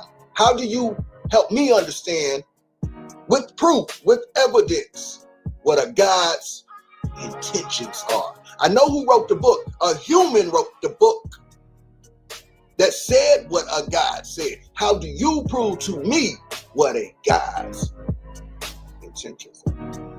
Means to oppress people. That's true. But that is not God's intentions. You can't blame the actions of man on God, ever. I agree, because I don't believe a God exists. So I believe everything that's happening is man himself.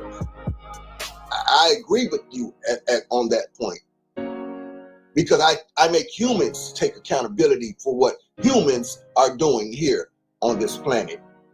I can't prove a God ever said anything to incorporate what humans are doing to blame a God. I can't prove that, so I agree with you. Yeah. These world rulers, whether you choose to believe it or not, are operating under the influence of the devil. That's right. Whoa. He said they're operating under the influence of a devil. Now, I don't know what a devil is. I have never seen a devil. I mean, I ask people this all the time. What does the devil look like? How would I would like to know what a devil looks like, so when I see this devil, I can warn other people, hey, the devil is coming. He's across the street over there, or she's across the street over there. See, this is what I find funny about people who believe in religion and things like this, right? You'll tell your children, your children come to you and your children say, the boogeyman is in my room. The boogeyman, I'm scared. The monster is in my room. Whoa, whoa, whoa. And you'll come and you'll tell your child, oh, there's no boogeyman. The boogeyman doesn't exist. Don't worry about that, right? But then you force them to believe in your grown-up imaginary boogeyman dressed in red with horns on his head called a devil. You can't show your children that a devil actually exists. You can't show them that a God actually exists. But it's even worse that you can't even show them that a devil exists. But you want them to live in fear of this thing called a devil and this place called a hell that you have never talked to anybody, or nobody has ever went to a hell and came back and confirmed to you that it exists. And they've never went to a heaven and came back to you and told you that it exists. No one has ever proved that a heaven or a hell actually exists in reality. But people want us to believe this. And this is how they control the masses with this, by fear. You fear a God or not going to this place called a heaven that you can't prove exists. And you fear going to some place called a hell that's full of fire that's going to burn you, even though you're a spirit, it's going to burn you. And there's this guy, this imaginary grown-up boogeyman dressed in red with horns in his head called a devil. You can't prove none of this actually exists. So, it's all something someone taught you to accept in a belief. Remember, a belief is just something that you accept to be true. Doesn't make it true. Doesn't make it true at all just because you believe it. On God, ever. These world rulers, whether you choose to believe it or not, are operating under the influence of the devil. That's it right. It's not God that's backing them. And that's believe right. that. That's right what my man's saying. Notice he said, believe that. Believe that. Here's one thing though, he's not showing you any evidence that what he's saying is fact. See, religion, these relationships, these religious relationships, they need you to believe. They need you to have faith. Neither one of these come with evidence. Neither one. But this is how they survive, off of your belief.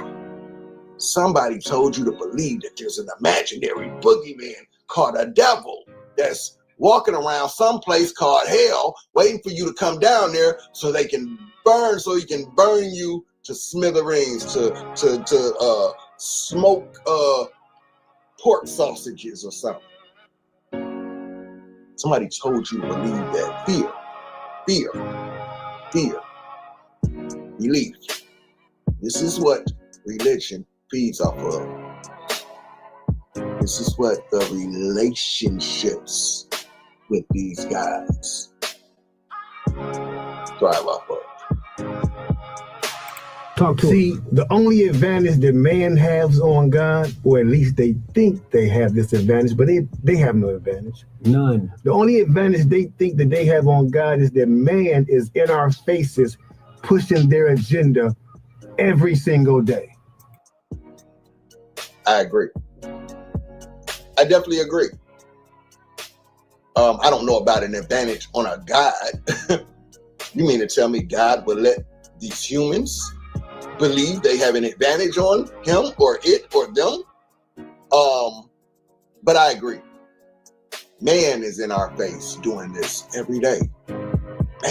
Man gave you a book. Man, human beings wrote a book and gave you a book that makes you live in fear every day of your life, right? Can't prove that man has an advantage over any gods. Because first of all, we can't prove that any god or gods exist. I mean, I can prove to you that man, you see what I'm saying? I can prove to you that man does these things to humans. I can prove that man does this. I can't prove to you that a God does or does not do anything to the point where I can say that a human has an advantage over a God. He hasn't shown any type of proof of what he's talking about. This is all something he was taught to believe from a book that humans wrote that nobody can prove a God ever told a human to write. A tamper with book, where books have been put in and taken out, put in and taken out. Every single day we turn on the news, their agenda. Walk down the street, their agenda. Look at a billboard, their agenda. Look in a hotel, there's a Bible. Look in a school, there's a Bible. Look in your library, there's a Bible. Look around the corner, there's a Bible. Go to your grandma's house, there's a Bible. Go to, I agree, brother. There's an agenda. There's an agenda to control you through relationships with gods and religion. Yeah, I agree, bro. Everything is their agenda. Their agenda meaning humans, man. I agree. Now show me how it's not God's agenda. Show me the proof of how it's not God's agenda. You can't show me proof from a book that humans wrote, though. Humans wrote it and told you to believe. Accept, remember? Believe is just an acceptance. Told you to believe that a God told them to write. Or their propaganda. You know what I'm saying? So, to where it makes it may start to break some of us down, and we give in to the customs or their traditions because it's being forced on us. Because God is not going to push his agenda on you. You mean, I agree. I agree. God, a God who's supposed to be all loving and wants you to have free will, right? That sounds about right if we're going to go along with what this book says about this God, right? I would agree with you that this God wouldn't push the agenda on you, that he wants you to come to this place, this beautiful place called a heaven. But guess who will push an agenda on you guess who will push an agenda on you to control you? Man, human. The same humans who wrote that book. The same humans who put in certain books and took out certain books of God's word. Because in that book, it also tells you that you are not supposed to add to or take away from God's word. So somebody isn't paying attention. So this book has been tampered with because people are doing what they want to do with this book that says you are not to add to or take away from. There's even people coming out with their own versions of this book. The LGBTQ even has their own version of this book. Because, hey, maybe this is how they interpret this book. Or maybe they feel like God made a mistake and they needed to help God out with the way they write this book. Because in that book, it's not very friendly towards the LGBTQ community. So maybe the LGBT community felt like God made a mistake. And hey, God, we're going to help you out. We're going to change your word. And we're going to come up with our own version of the Bible called the Queen James Version. Let's talk about them agendas. Right. Although it's the right one to follow, but God wants us to choose for ourselves to follow him. He wants us to willingly follow him. No. You mean he wants me to willingly follow him? Like, I didn't choose to be here in the first place. I didn't choose to be born into a world of sin. I was just created somehow into this messed up world of sin, sickness, and evil. I was created. This God created me here.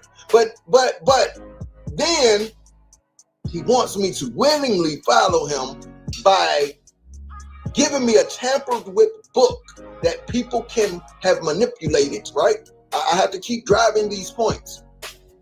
And he wants to give me a choice to be good or bad, to go to heaven or go to hell. But he really wants me to go to heaven. He really wants me to follow his lead, to go to this place called heaven. But if I don't follow his lead, if I don't, he's going to pour gasoline all over me and put a match on me and send me to a place called hell because of my choice. I thought this was free will, to make a choice. Free will shouldn't come with a reward or a consequence. But according to this book, free will comes with a reward or a consequence. That's not free will. Free will is, I should be able to be as good as I want to be. I should be able to be as bad as I want to be. If I want to go to heaven, I can go to heaven. If I want to go to hell, I can go to hell. Like, I shouldn't be have a reward or consequence that persuades me a certain way in my decision making. It doesn't sound like much of free will to me. It sounds more like, hey, either you do this and you can get this, or if you don't do this, you're gonna get that. Now, which one do you want to do? It's what it sounds like to me when it comes to this book. Robot. Because God knows he can't use us if we're not willing to be used as his servant. There's nothing he can do with us or for us if we don't choose to follow his guidance.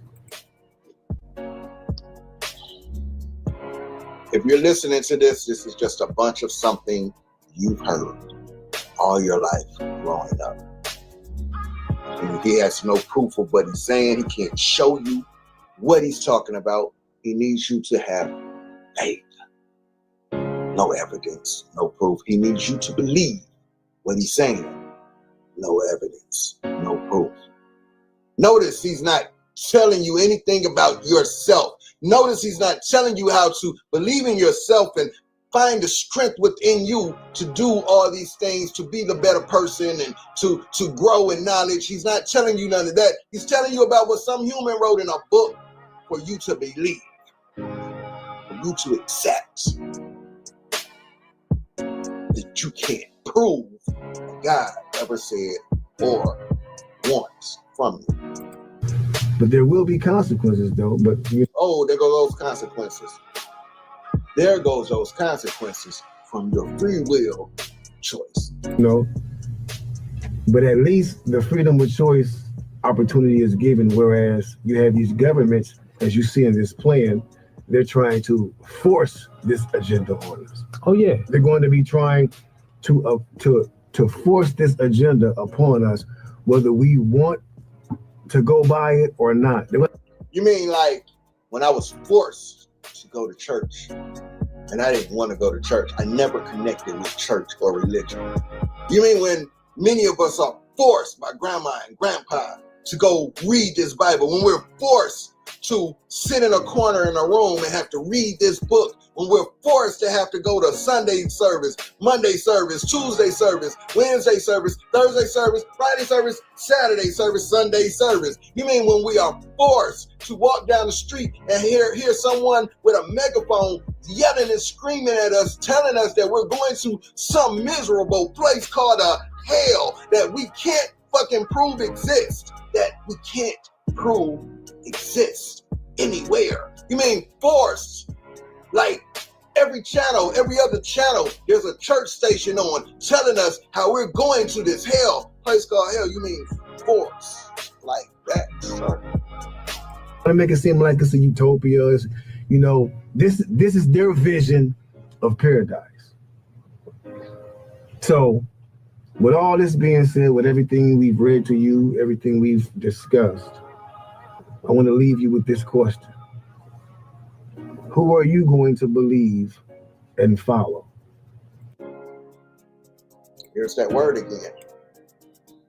There is that word again. Remember, I told you religion is a belief. It's simply something that you accept. You accept to be true. Doesn't make it true because you accept it to be true. It's just simply something in your head that you believe, or that you have been brainwashed to believe. There he uses that word again. Who will you believe to follow? With all this being said, with everything we've read to you, everything we've discussed, I want to leave you with this question. Who are you going to believe and follow? Will it be imperfect man that has lied to us over and over again, countless times, and have been caught up in all types of injurious schemes and plots against its own people? And they make it seem as if they're in control, but in reality, they're totally out of control. Imperfect man. The imperfect man that wrote that book. The imperfect man who took away from that book and put into that book. The imperfect man who people make up their own versions of that book and this God's word. Yeah, that sounds about right. Trolling Nathan. And in the Bible, it tells us it will not end well for these rulers or these human governments. Oh no. That are marching directly into their destiny, which is destruction. Their future is written. Or will you choose to follow God? Somebody that is promising us everything that they're promising, but he actually has the means and the power to bring about with no catches, no stipulations. Heaven or hell, sir. Heaven or hell, sir, would definitely be a stipulation. That would definitely be a stipulation, sir. Definitely. No fine print. All God is asking us to do is be faithful to him and to carry out his commandments and abide by his law, and you will receive everlasting life. See, according to what a human wrote in that book, in order to control you. Yes, this is what a God supposedly said. Alleged. Yes, a God allegedly said this via a human being, an imperfect human being that you just spoke of, who tampered with this God's book. If we're going to go along with that, this God wrote this book, because we can't prove that a God told anyone to write anything in a book. Remember, I said you don't go through everyday life just believing things because someone told you to believe it. Why do you do it with this book? Somebody told you to believe the stuff you believe out of that book. This brother has shown me, and I love Krayzie Bone, man. That's one of my favorite rappers. But I love this conversation too, right? Because you can't show me, you can't prove to me anywhere that a God ever spoke a word to anyone to tell them to write anything ever. A human told you that a God said that. An imperfect human that you just spoke of with agendas. Remember, you said they have agendas. These humans have agendas, right? Yeah. Their plan didn't even promise everlasting life because they can't. Well, everlasting life. Who do you know that's had everlasting life, sir? Can you prove everlasting life to me? Can you prove that someone you know has had everlasting life, or anyone? Give me a story of someone who is living everlasting life right now. A lot of promises from that book. A lot of extraordinary, unproven claims from that book. Hey, listen, you have every right to believe what you want to believe. I just find it to be a problem when we push this and force this on our children, and we don't give them the opportunity to research for themselves, to find things themselves. You know, that's my issue. That's my issue. And even like we were saying upstairs, Craig believed that his son came here and did what he did without. Whose son? Oh, yeah, a human told us.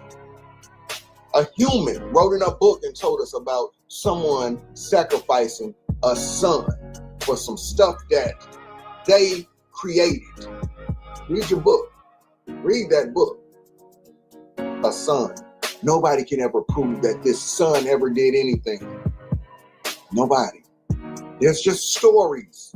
It's just a story. Remember, I told you, we don't go through everyday life just believing things because someone told us to believe it.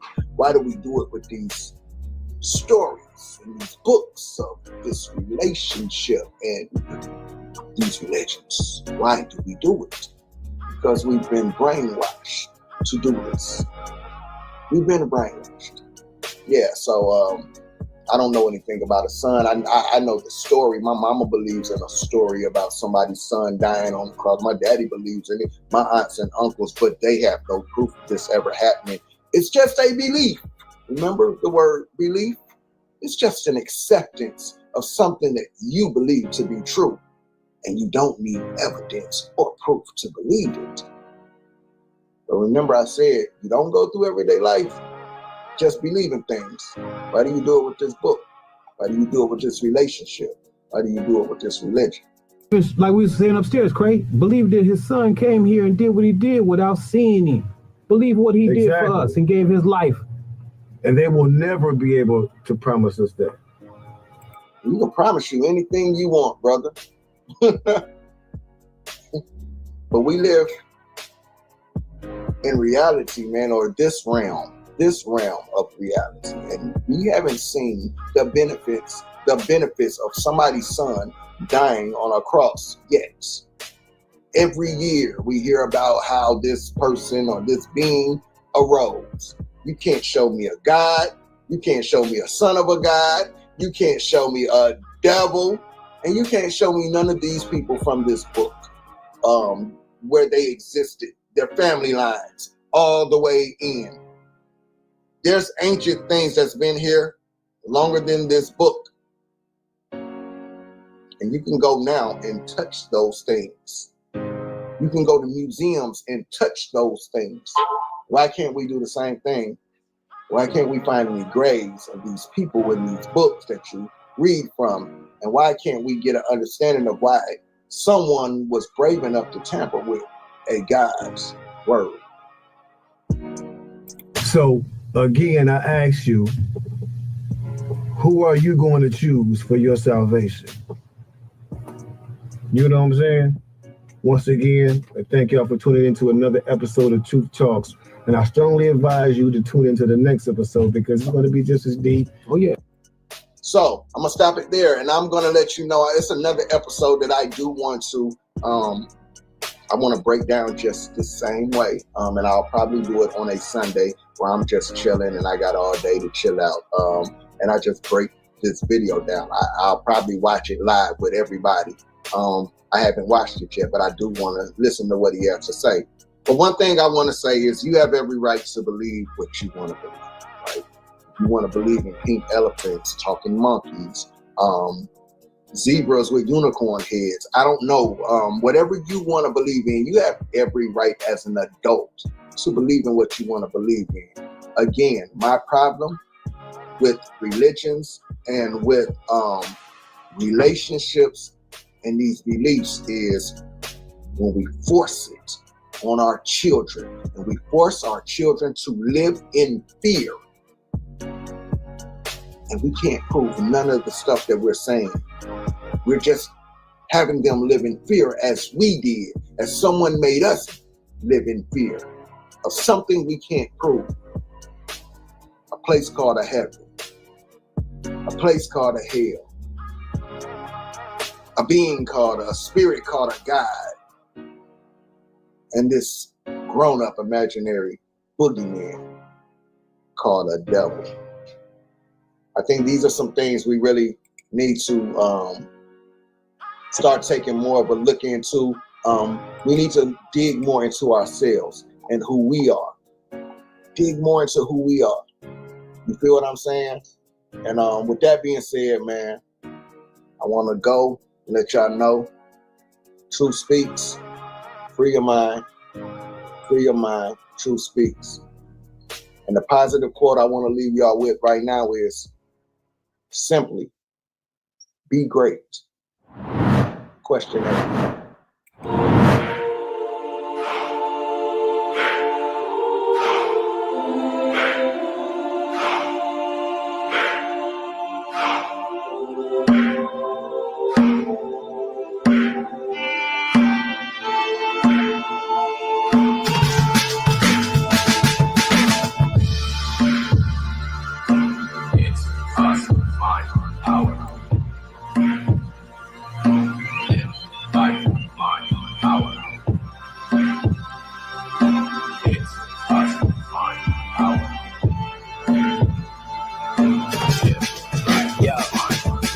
Anybody I might alarm. Life is a tour, I sit and ride along, taking some notes and then I write the songs. I'm staring down the road, my life is gone. Is this where I belong? Is it wrong to not believe in right and wrong? My mental state is fucking me up, and I cried upon while asking you for some answers, but we don't have that type of bond. Now my desire's gone, with the way that I've been living lately. If I died right now, you turn the fire on. Sick of this bullshit, niggas call me a sellout, cause I hopped in Christianity so strongly then I fell out. Now I'm avoiding questions like a scared dog with his tail down, feeling so damn humiliated cause they looking at me like I'm hellbound. What story should I tell now? I'll just expose the truth. I'm so close to the fucking edge, I should be close to you, but who the fuck are you? You never show the proof, and I'm only fucking human, yo, what am I supposed to do?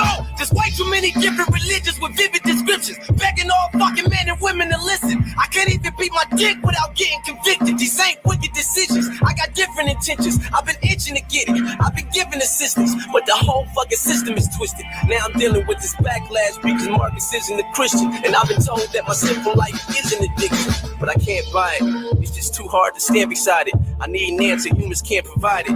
I look at the earth, the sun, and I can tell a genius man designed it. It's truly mind-blowing, I can't deny it. Is heaven real? Is it fake? Is it really how I fantasize it? Where's the Holy Ghost at? How long does it take a man to find it? My mind's a non-stop tape playing and I can't rewind it. You gave me the Bible and expect me not to analyze it? I'm frustrated and you provoked it. I'm not reading that motherfucking book because the human wrote it. I have a fucking brain, you should know it. You gave it to me to think, to avoid every useless moment. It was a mission that I had to abort, cause humans be lying with such an inaccurate source. It's gonna be hard to put me back on the course. Next Jehovah's Witness to come on my porch, that's where I'm slamming the door. A lot of folks believe it though, but I'm not surprised. Humans are fucking dumb, still thinking that Pac's alive. I ain't trying to take your legacy and torture down. I'm just saying, I ain't heard shit from the horse's mouth. Just sheep always telling stories of older guys who were notarized like you, and you finally vocalized. Now I'm supposed to bow my head and close my eyes and somehow let the Holy Ghost arise? Sounds like a fucking poltergeist. Show yourself, and the boom is done. Every rumor's gone, I no longer doubt the shit. You're the one. I'll admit that my sinful ways were stupid fun, and all my old habits can hop on top of a roof to plunge. I donate to a charity that could use the funds. Fuck the club instead of bitches, I'd hang with a group of nuns. And everyone I ran into would know what I came to do. I wouldn't take a step unless it was in the name of you. I hate the fact that I have to believe you haven't been chatting with me like you did Adam and Eve. And I ain't seen no fucking talking snake unravel from trees with an apple to eat. That shit never happens to me. I don't know if you do or don't exist. It's driving me crazy, send your condolences. This is me reaching to you, so don't forget if hell is truly a pit of fire and I get thrown in it, I'ma probably regret the fact that I ever wrote this shit. My gut feeling says it's all fake. I hate to say it, but fuck it, shit, I done lost faith. This isn't a small phase, my perspective's all changed. My thoughts just keep picking shit apart all day. And in my mind, I make perfect sense. If you aren't real, then all my prayers aren't worth a cent. That won't mean that I can just make up what my purpose is, and I can sit in church and just say fuck in the services. Man, what if Jesus was a facade? Then that would mean the government's God. I feel like they've been brainwashing us with a lot, so much that we don't even notice that we're stuck in the box. Man, everything is what if. Why is it always what if? Planet Earth, what if? The universe, what if? My sacrifice, what if? My afterlife, what if? Every fucking thing that deals with you is fucking suspect. I'm fucking done. I'm fucking done. This is my fucking life and I'm living it. I'm having fun. If you really care for me, prove that I need to live carefully. But I'll be damned if I put my own pleasure aside for an afterlife that isn't even guaranteed. We are you, and you're us. Stop playing games. My life's all I got, and heaven is all in my brain. And when I feel I'm in hell, my ideas are what get me through pain. Do as you please, and I just do me. I'm a human. I stay in my lane. Ill mind. It's us, find power. Live life, find power. It's us, find power.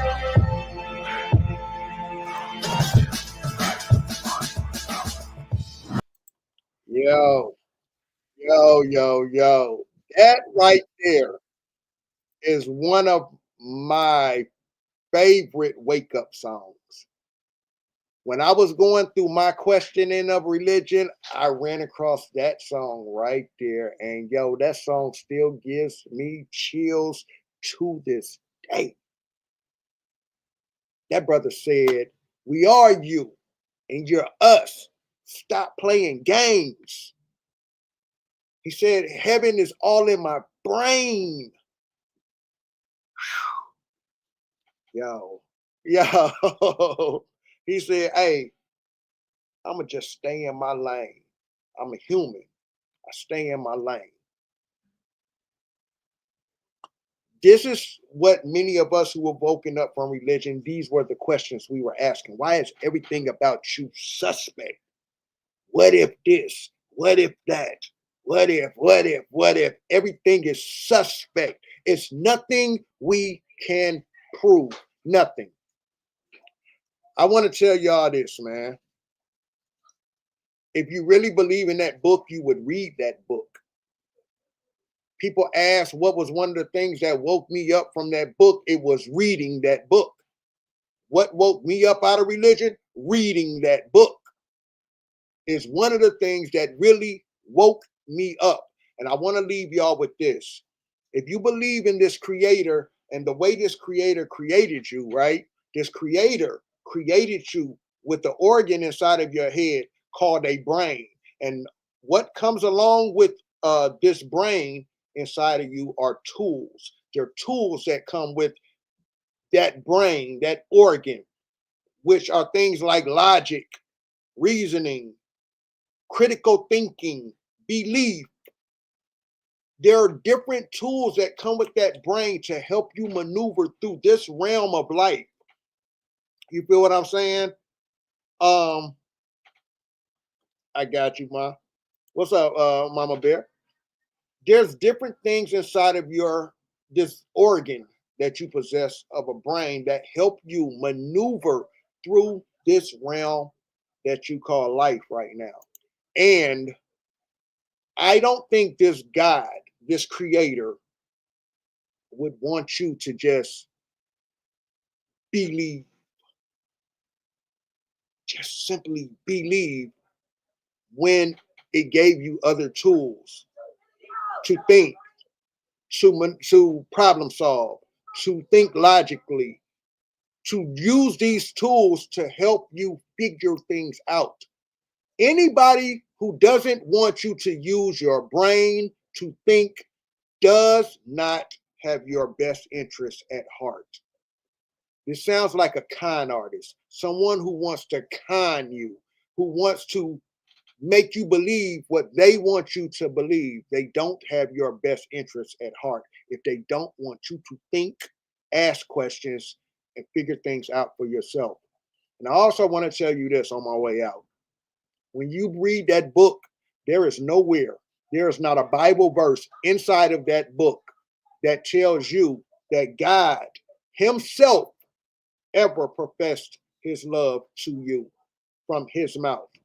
It's always a human telling you what this God said. But God, nowhere in that book ever professes his love to you himself. Go look it up. There's not a verse in there. It's always a human telling you what this God said. or this God loves you. It's never God himself saying, I love you. And this God of that book spoke a lot. This God of that book spoke a whole lot. But you won't find a verse of this God ever telling you that he loves you himself.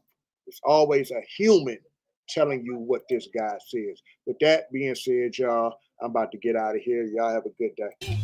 May you prosper as your soul prospers.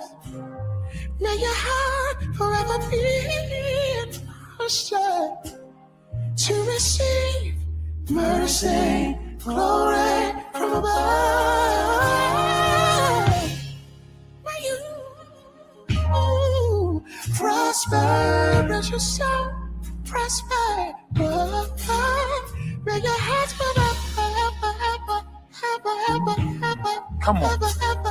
to receive mercy and glory from above. So every day I will prosper. Every day I will prosper. So much I will prosper to receive mercy and glory from above.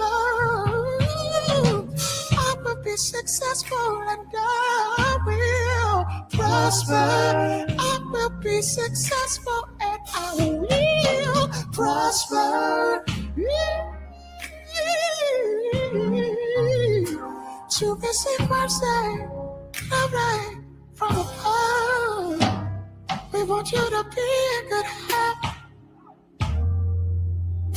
We want you to be successful, yeah.